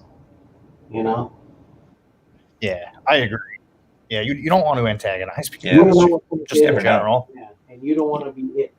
That's true, man. I know as well as anybody. You never know what lurks inside of people. Is people surprising and unpredictable and can be unstable. You never know, like something that's people are there's so many different types of people. You never know what people are hiding behind those sunglasses. You just never know. Oh, I know. Yeah, that's exactly why I wear them. You don't want to show your hand. You know what I mean? Yeah. I prefer not to show any emotion if I can, and the glasses help with that goal. So your eyes. I get it. Yeah, absolutely. Yep.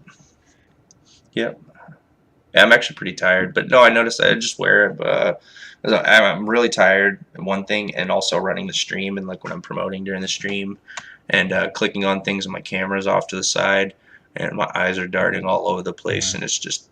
I went back and watched it, and it's disorienting to watch that. So I do You it. have that the explains glasses it. on. Yeah, that way I That can makes, work. makes You were sense. getting high before the stream. Hide What's your that? tired eyes. You were getting high before the stream, yeah. Yeah, no, absolutely not. I have here and there, not like I used to. I used to be pretty hardcore into it, but I don't anymore. I'll have a drink once in a while too. I'm not even as hardcore into that as this year. I went on a monster bender. Like I went on a Leonard Skinner level of bender. It was a rough year, so I did a lot of extra drinking. Yeah. Yeah. But things are good now. Yeah, I feel back to my old self. So Glad you're back. thanks, man. That's good. Yeah, Yeah, it's my Irish blood. I just had to go. I had to do a lot of drinking and a lot of thinking. So that's what I do. Which one happens Stereotype. first? The thinking or the drinking, or does the drinking make you think? Well, I wanted to become a full stereotype, like a cis white male Irish drunk. And that way, everybody knew exactly what to expect from me. There's no surprises. I'm exactly the stereotype cliche that everybody wanted me to be. So, made you proud. Make everybody proud. I'm very proud. Yeah. Whatever it takes to find yourself, man. Make my forefathers proud of me. A bunch of Irish lumberjacks. Is there anything like my dad, like Irish lumberjacks that swear, like sailors and drink? Yeah. Make them proud. And Dan proud. Make Javier look at me strangely. And make Rick nod approvingly. That was so everybody reacted exactly the way I hoped they would. Geez, which one of our cultures does not have a drinking, portion of our culture? Hey, that's a good point. That's pretty much every culture has the same thing in common. Everybody drinks. Yeah. Everybody drinks. We want to get laid, we want to drink. Maybe that'll be what brings us all together eventually in the very end. Like all the average global blood alcohol level. Could be. Just get that up and all. Hey, I've heard of people running on political platforms a lot less stable than that. You could pull that off. Oh yeah, absolutely. We all drink Drinks enough. for We'll all everybody. We'll get along. We'll smooth it out. We have enough drinks. We'll work it out. I'll trade you a nuke for 5 million gallons of rum. Boom. There you go. Man, Seems just like that, it reasonable. becomes a new currency. Done. Then you could buy anything with bootleg rum. Yeah, rum would be like our currency. Hey, I got 2-to-1, or The new power gold would be the guy label that is could better make. than silver label. Yeah, we can figure it out. I suspect that's what's going to happen. I mean, you want to know how to make booze, I think, because eventually in the future, if society breaks down, people are going to want to still get hammered. So, if you know how to make, like, moonshine, like my neighbor has a guy that makes moonshine. I want to get a bottle of it because I had some that's really good. Be careful. He makes it with corn. No, it's all careful. These guys are pros. I did that once in college. I don't recommend it. Like, tried to make my own moonshine. Oh, really? Dude, these guys Yeah, know how to it make it. It's great. Yeah. It's the secret is very sick. Like, the secret is that you have to they use cornmeal and then you have to triple distill it and you use propane torch to distill it. I think that's the way that's the process that you do. Now I don't know how to make this stuff. Like I don't have a clue what I'm doing or whatever, but I just know it tastes good. I mean, it's definitely warm, but purpose, right? it's something you sip. It. You clean wounds with it. Gas. Yeah. Take the rust off your battery terminals with it. Like you can do all kinds of stuff, I bet, with it. You could, yeah. You could, no, it's you crazy. can poison small animals with it. Yep. Maybe that's what you'll do for your cat problem. Yeah, you never know. If I get him a taste of moonshine. Moonshine are cool. Good job, Daniel. Nice. That's what I'll do. Let's I'll hang poison out. what we don't like. Sure. Yeah, There but you if go. I hang out, I'm going to have to work him up. Like, there's no way he's going to be able to get a lethal dose and he'll vomit. Like, I have to work him up to that point. So then I'm going to have to hang out with him and get drunk. He's going to have to build up a tolerance. Build some trust. Build some trust. What if I like him then at that point? Then I can't go through with it. Now I just got Mix this it really with great milk. drinking buddy. Mix it with milk. The base protein in milk will disguise almost anything. That's true. I don't know how I know this. I can't divulge, but She came to one trade I secret. don't know if I want to know. I'm gonna spike his milk. I'm gonna spike his milk with street moonshine. all I'm saying is I have no enemies alive. So there you go. That's it. I joke, of course. I joke. That's not a bad plan. If I could spike his food, I couldn't do that either. I was talking with her about how we could fix that problem, and I'm just like, man, I can't bring myself to be a poisoner. I just feel so dirty. I feel like I'm like a 16th century assassin. It's wrong though. It just doesn't feel right. Ryan, you already know the solution to your problem, bro. You know your solution. Just do it. One can of tuna and some rat your poison, and it'd be game over. I just can't do it. Yeah. It's too dirty. You know what I mean? I have to be able to look him in the eye when I end his life. I can't. I think there's no honor in that. I just have to. Listen, people need jobs, man. Just hire somebody to do it for you. It's okay. Hey, that's right. Yeah. Leave a briefcase out at the corner of the garage. Like, do the dirty handoff. Let someone else do my dirty work. Yeah, I can't even do that. I don't know. I have to do something honorable, though. I'll figure it out. Just imagine the classified ad. Seeing married white male looking for cat killer. I'm thinking the best plan is just to forget he's there and starve him out. Like, just let nature run its course and let the winter destroy him. He already showed you he's a survivor. Yeah, he's a survivor. It's already done one winter, I know. It's been a year and a half, just about, so it's already done one winter, and now we're coming up on the second winter. They're tough. Clearly, I don't know how that thing survived. Yeah, I have no idea how it survived. Doesn't even make sense. It's a veteran by now. It knows how to survive. I guess so. If he's hiding under your porch, he's probably got access to your heater. So he's been sleeping near your heater, or at least the base of your heater. So it's Well, the thing is hot water line. If it gets on my porch, I try to keep it off my porch because if it gets in between the addition and there's a little space in the roof where it can go up and it gets heat there. You know what I mean? So it's not going to freeze. That's the trap. Put food in there. It'll go in there, get fat, can't get out. Yeah. You didn't poison it.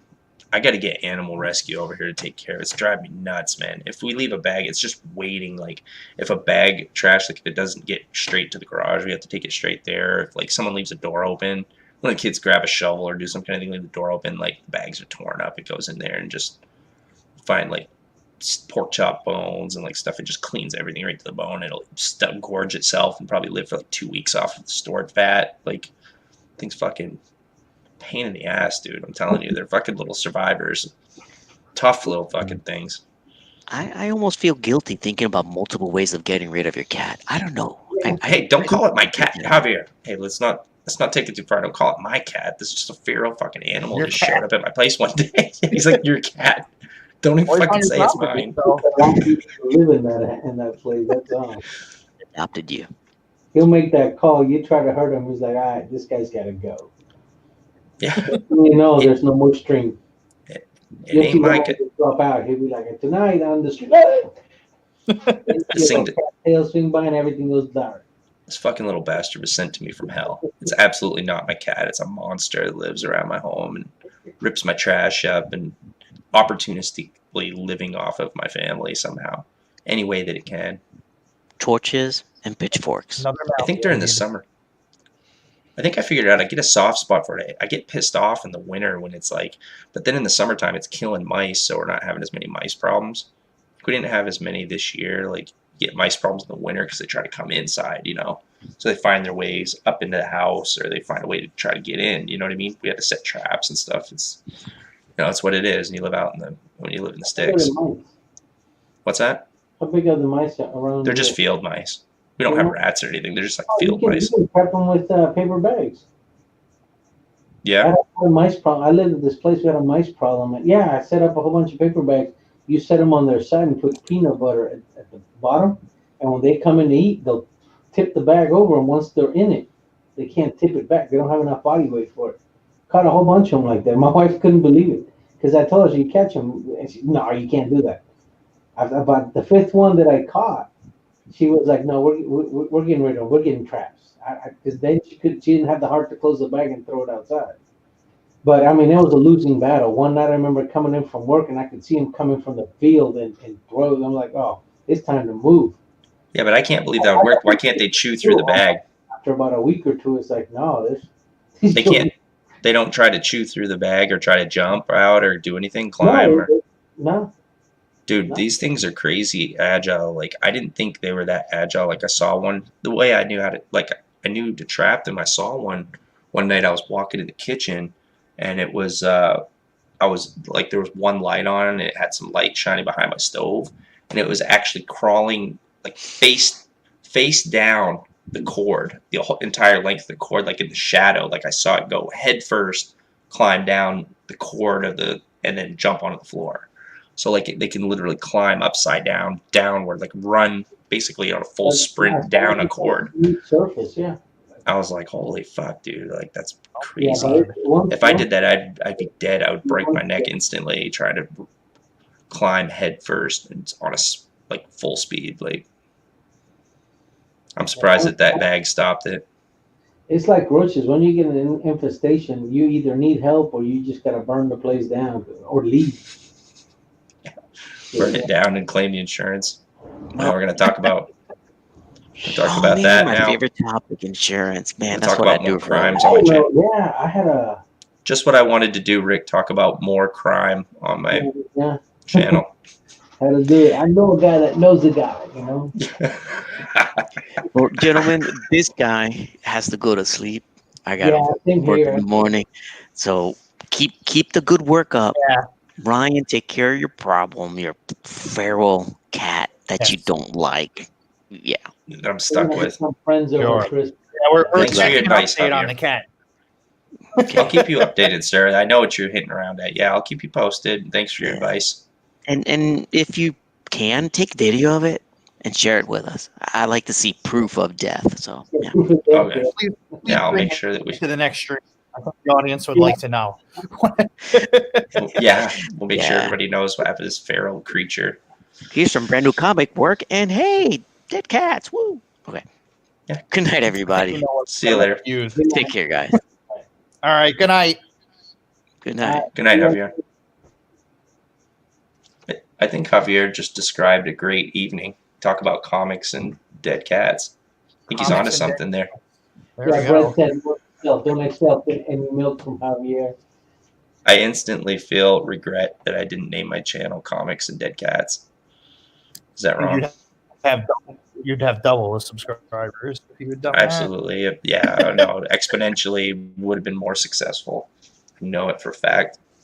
That's a name you can't forget. that. Oh, yeah. Nothing pairs like absolutely. comics and dead cats.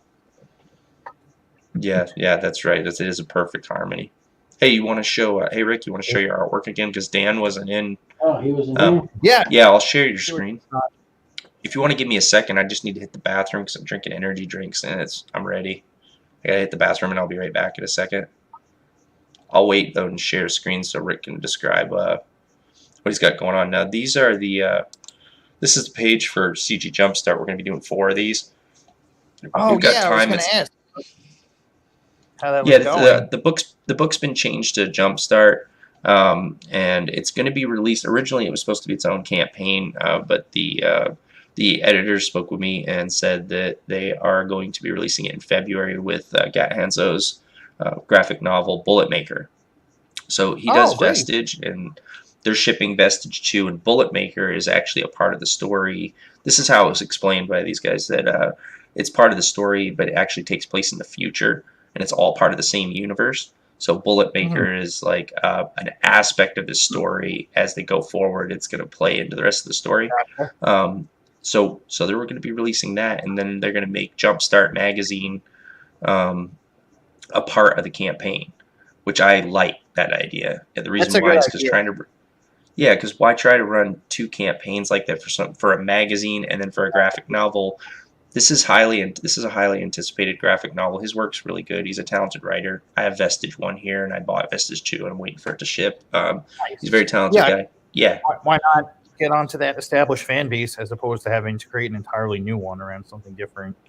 right. Yeah, like what he's doing is very intelligent because he's not like he has this fan base that wants this content, but why make them go to another campaign and pay for shipping for the magazine?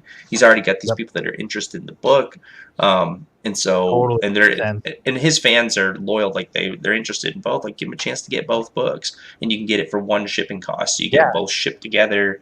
Like I think it's great, and so I think it's a so good that's what they're idea. going to be doing. Absolutely. Yeah, that was smart to release his magazine as like an extra perk add-on to his graphic to this Yep. issue I one of think the graphic novel. I think that's a great idea. Definitely. What do we got here? Hail peeps. Hey Edwin, what's up, man? Remember we were discussing the hammer swing last time. Oh yeah. Yeah, that became something. I kept drawing him with his thumb on the opposite side. Finally, Ryan just talked me into using the tennis swing.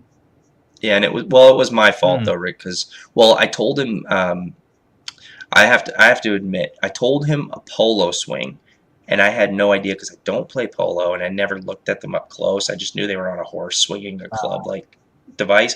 I didn't realize that they use a backwards grip when they swing it.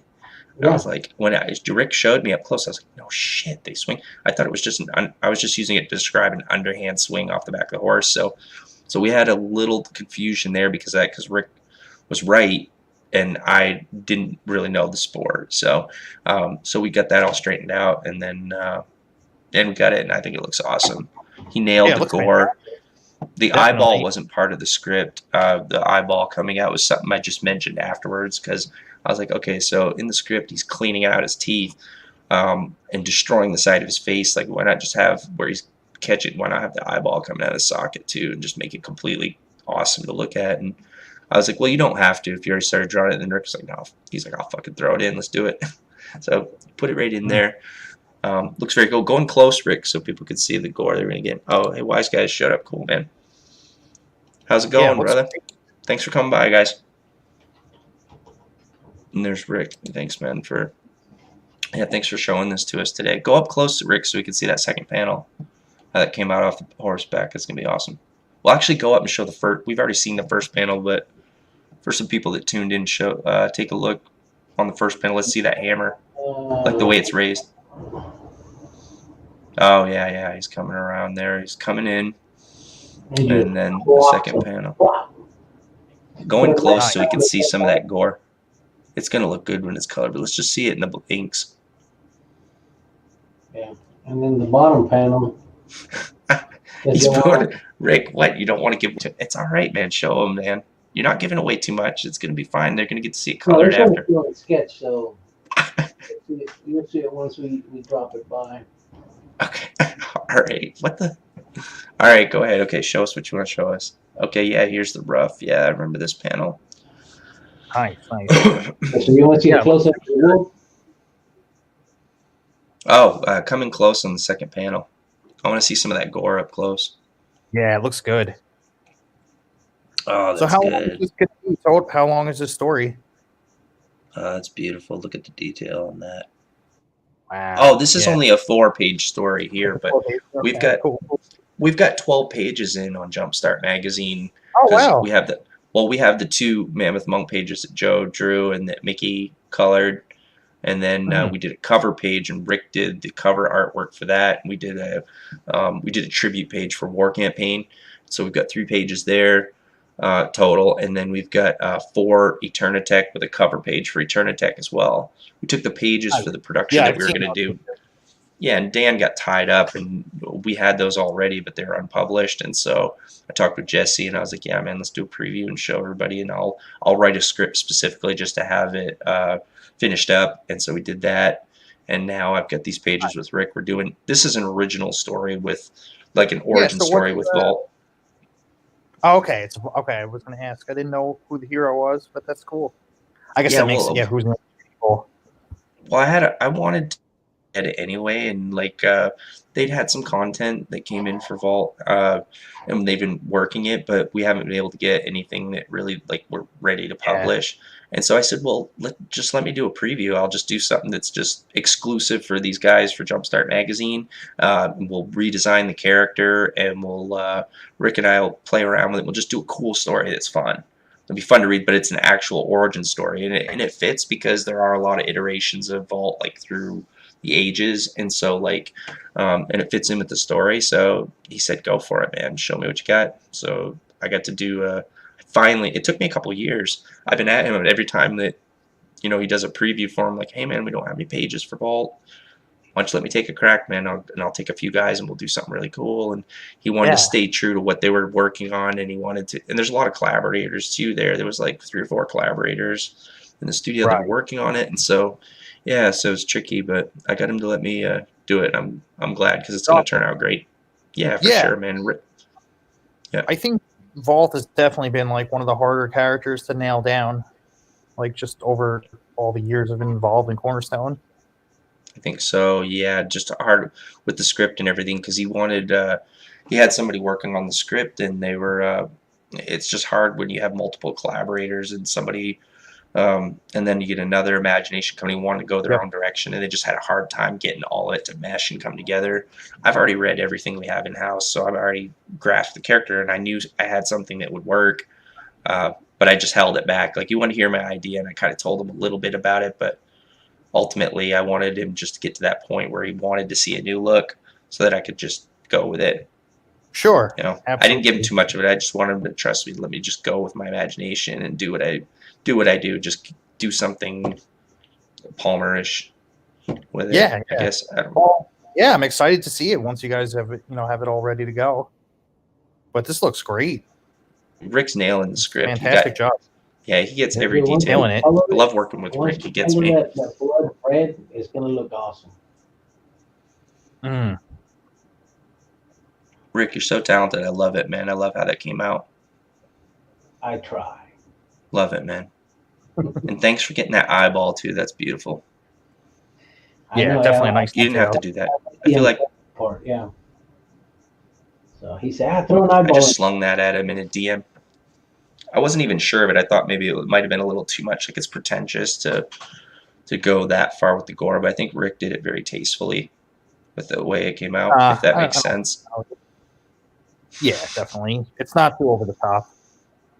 Yeah. I mean, the way that he completely destroyed it. Yeah. I don't think it's too much over the top. I think he did exactly what the script. I just thought I love it. What's that movie?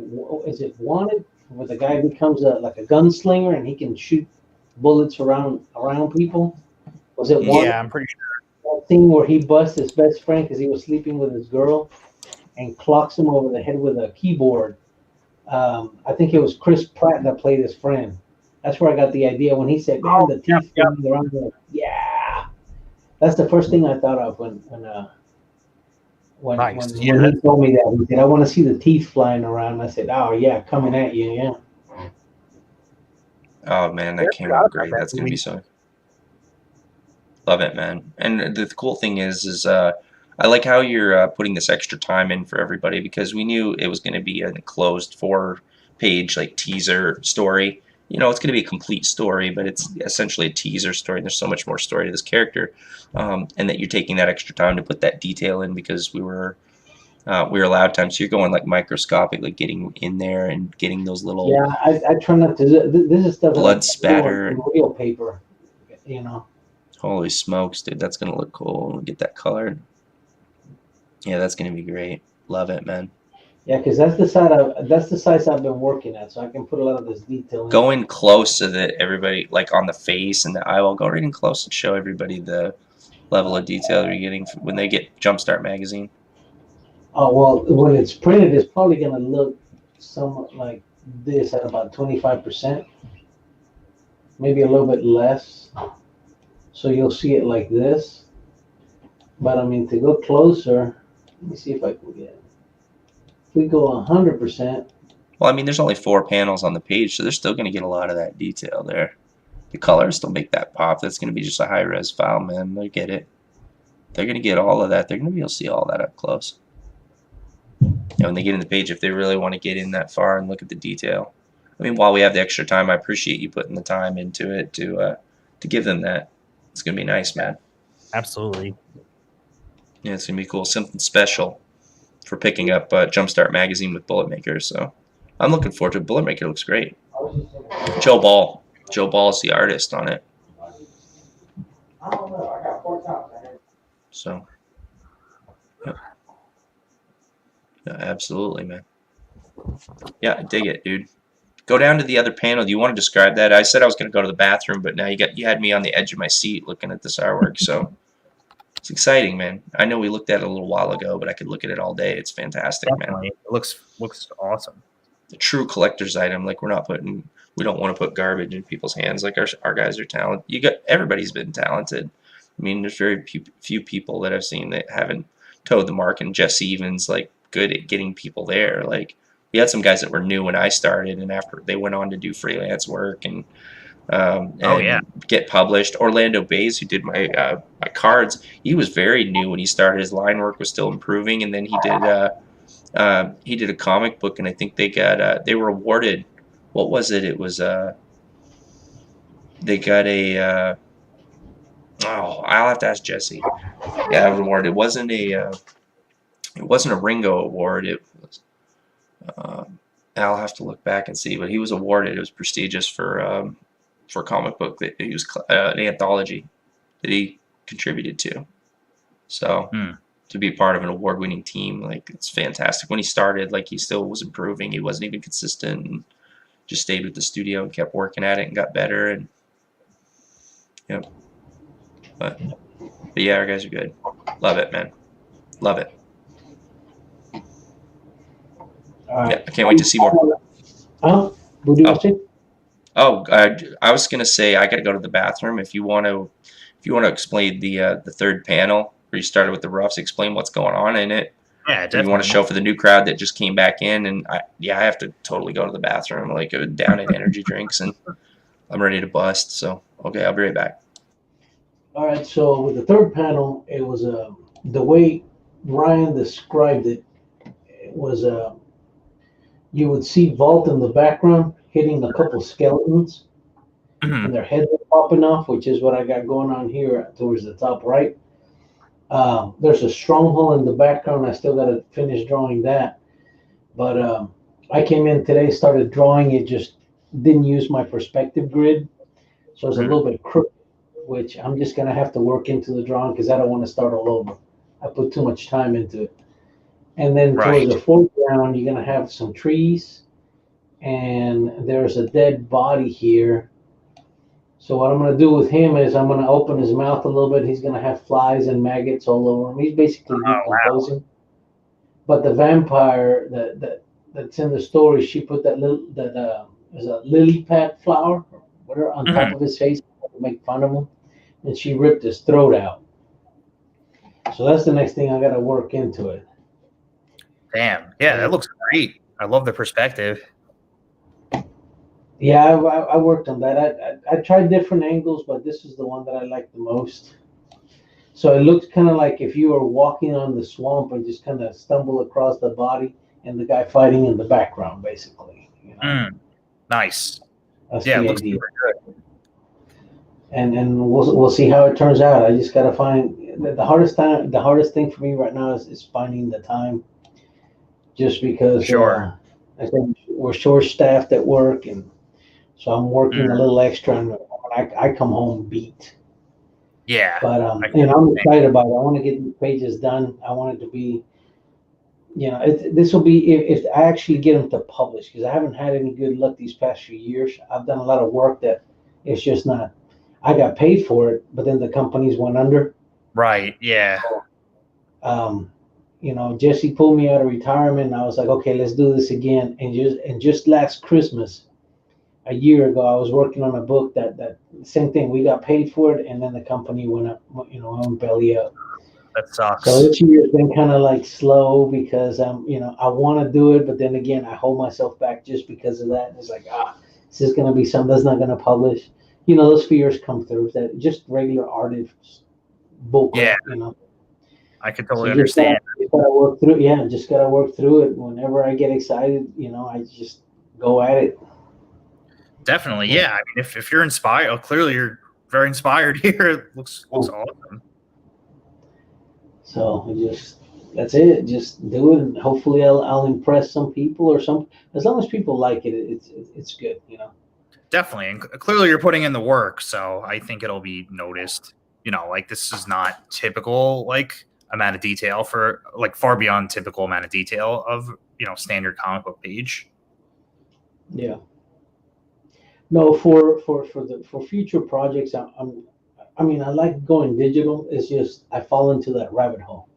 That zoom button is the death of me. The way I should be working it is about this size, because this is about the same size as a regular comic book page. Mm-hmm. So whatever I miss, whatever goes, just like it would if I was drawing on paper. But Right. then I hit that 50% and it's twice the same amount, so I find myself, just working it to death. So sometimes I gotta hold myself back. Yeah, I can understand that. Because it looks great in my head. It's just when I'm doing it, it's like, oh, I'm hating the idea. Absolutely, and of course, the more detail you're adding, the more time it's going to take you too. Yeah. Oh, very cool. But I like the rough, man, and you nailed it off the script. It's good. Yeah. And it matches with the story, with the dialogue that's coming. There's still some aspects to that panel that haven't been added yet. Like I said, these pages here are specifically tailored for Rick. I know Rick's very talented. We've got pages from him before. And his work's very detailed, and I wanted to give him something that would showcase his artwork so that people could see his talent. So I even cut back the dialogue. Like, I'm a word nerd. I like to talk. I like script. I like story and narrative. I had to rein it in and do my very best to tell it in as few words as I could so that we could show a lot of this artwork. Yeah, the story is very good. If you're working with a good artist, you got to let the art tell the story. Absolutely. And, obviously, I have a couple other submissions. I wrote all 3 submissions for the for Jumpstart and with 3 different creative teams. So I put 3 different teams together when I did this, all guys that I work with. So, but for this one, the other guys are all talented as well. But one of the stories, it's a pre-story for Hayward Saints 8. So I wanted to show a lot of the story, and I did it a traditional way. And then with the Eternitech story, that was just based off the script. It was written. I just had to write it so that we could finish it up because it was a voice line script. So it's very different. We were adding visual effects and things. And so so there was that. And then this is obviously I knew I was going to Rick accepted. So I was like, yeah, we're going to show off his ability and give him something really special with the story. And also the fact that Jesse had faith in me to do, because I know this is his baby vault. It's an important character in the Cornerverse, and so I think that's part of the reason why we've been struggling to just nail it down, because he wants it just right. And so I showed him the script and he approved it, which is beautiful.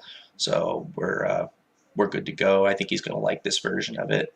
I think he may want to just continue with this version of it when we go into the regular issues. So nice. Yeah, I hope so. Yeah, it's going to be good. We did a redesign too.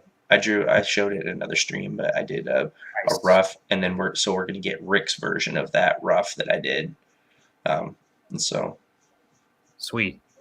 Yeah, it's going to be cool. Great. Awesome. It's for people who don't know the story, it's Vault is a 16th century knight.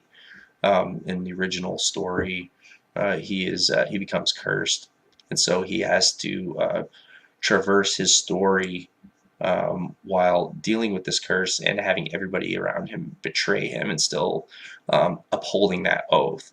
And it just shows this this is a story of perseverance in this savage time full of supernatural monsters.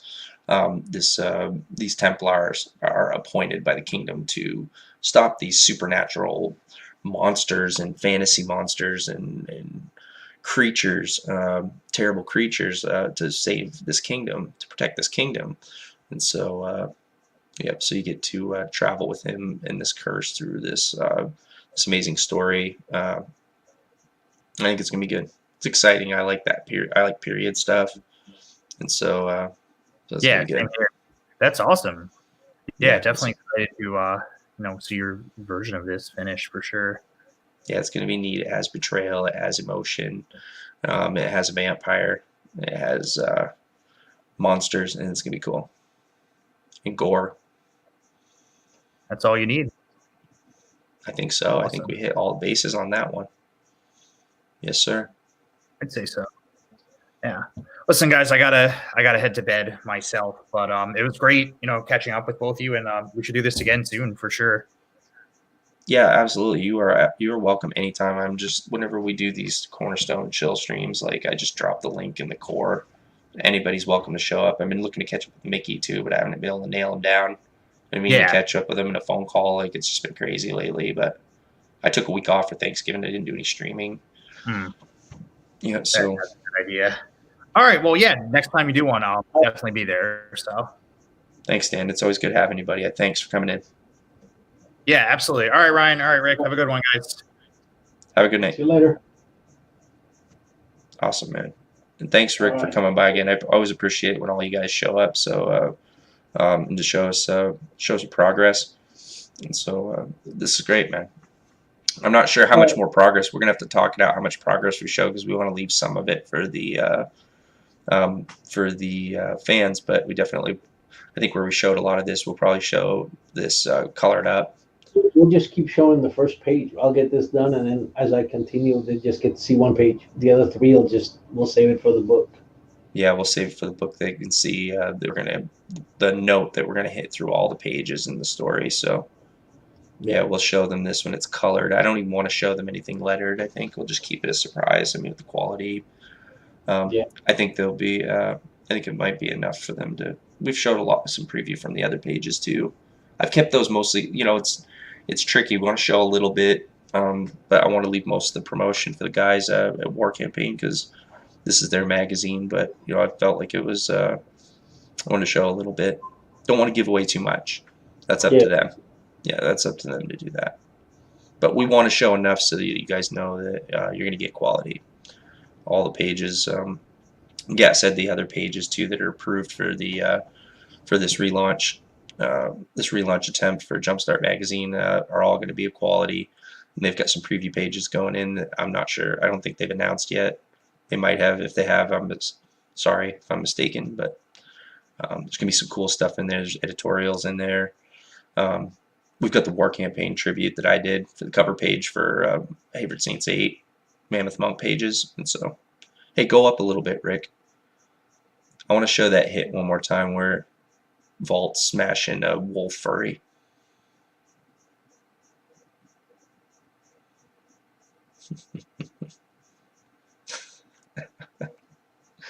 He's completely clobbering the fuck out of a wolf furry. Fucking smash. That's so good. I'm gonna be drinking soup for a long time. Absolutely. And what does the legend say? How do werewolves take care of themselves or take themselves out? They take your fangs away, or no? I think that was vampires. I remember seeing it on a show somewhere where somebody had messed up, so they pulled their fangs out. It's a vampire. I think it's for vampires, not for werewolf. But still, that werewolf after that hit would probably be eating mashed potatoes for the rest of his life. Yeah. There's a January, right? So the next full moon, he should be okay. Yeah, man, and he popped his eye right out of his socket. I don't think he's going to be doing much after that. Yeah. I think he's pretty much fucking smoked right there.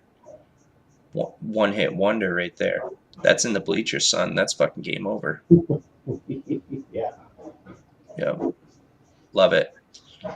Love it. All right. Well, we're gonna call it. I think. Yeah. Yeah, for sure. I gotta get some sleep, man. So so I'm gonna get to it. Thanks everyone for joining in and for everyone catching the playback, and we'll catch you next time. I'm gonna go ahead and play my outro real quick for Knights of Comics. Is that cool, dude? Yeah, that's fine. That's fine. Yeah, I'm gonna take us out of here. With that. Yeah, I love this. I love this, and it's Ed Greenwood did the voice lines for it. He did a fantastic job. I think he's done some voice work, but Ed's been very cool to me, and so I appreciate him for sure. And then the video work was done by Dan Stairs, a friend of mine. And based on artwork for Hayward Saints 8, we're going to be redoing some pages, and we've got a cool announcement for our project for next year too. And so make sure you catch Drawn and Quartered, the next one that's scheduled. Right now it's busy time, so it hasn't been announced. The fellas are fulfilling Vestige 2, so those are going to be shipped out immediately. So they're busy with that, but we're going to schedule Drawn and Quartered, and we're going to be featuring the 4 horsemen of the Aquacalypse, which stands for quality. Bring the quality, and I think that War Campaign and Cornerstone Creative Studios are both in agreement as far as quality goes. We feel the same way, and we love this, and we want to do quality stories. We want to make people happy with the books they're getting. You're not going to be getting any gimmicks, and you're not going to be getting any shit. You just get the good story, and the good artwork to go along with it, and you don't need anything more than that. It's 2 beautiful aspects of publishing coming together in unity and enhancing your collection, getting something that you're proud to own and read and to have in your collection. That's what we want to be. We want to do that. War Campaign wants to do that. So yeah, so it's so that's that. All right, so I'm gonna go play this, and then we're gonna end the stream.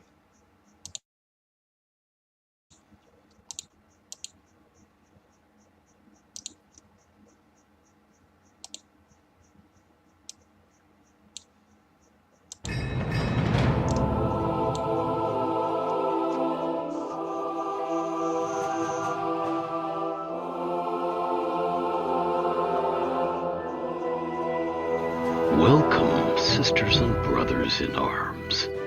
We honor those who follow the old, nearly forgotten, code of honor. Our metal we wear proudly, like the scars we earn to keep our magnificent sovereignty.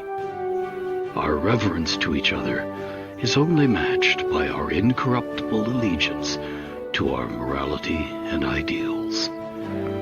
Warrior kings and queens sit blooded in thrones of shattered bones. Lives are but fragile drops of rain. We all fall down vehemently, yet we remain inevitable. For truth to victory, for honor infinitely, we uphold the code and embody it with a quality example. We are mighty. We are unwavering. We are inexorable.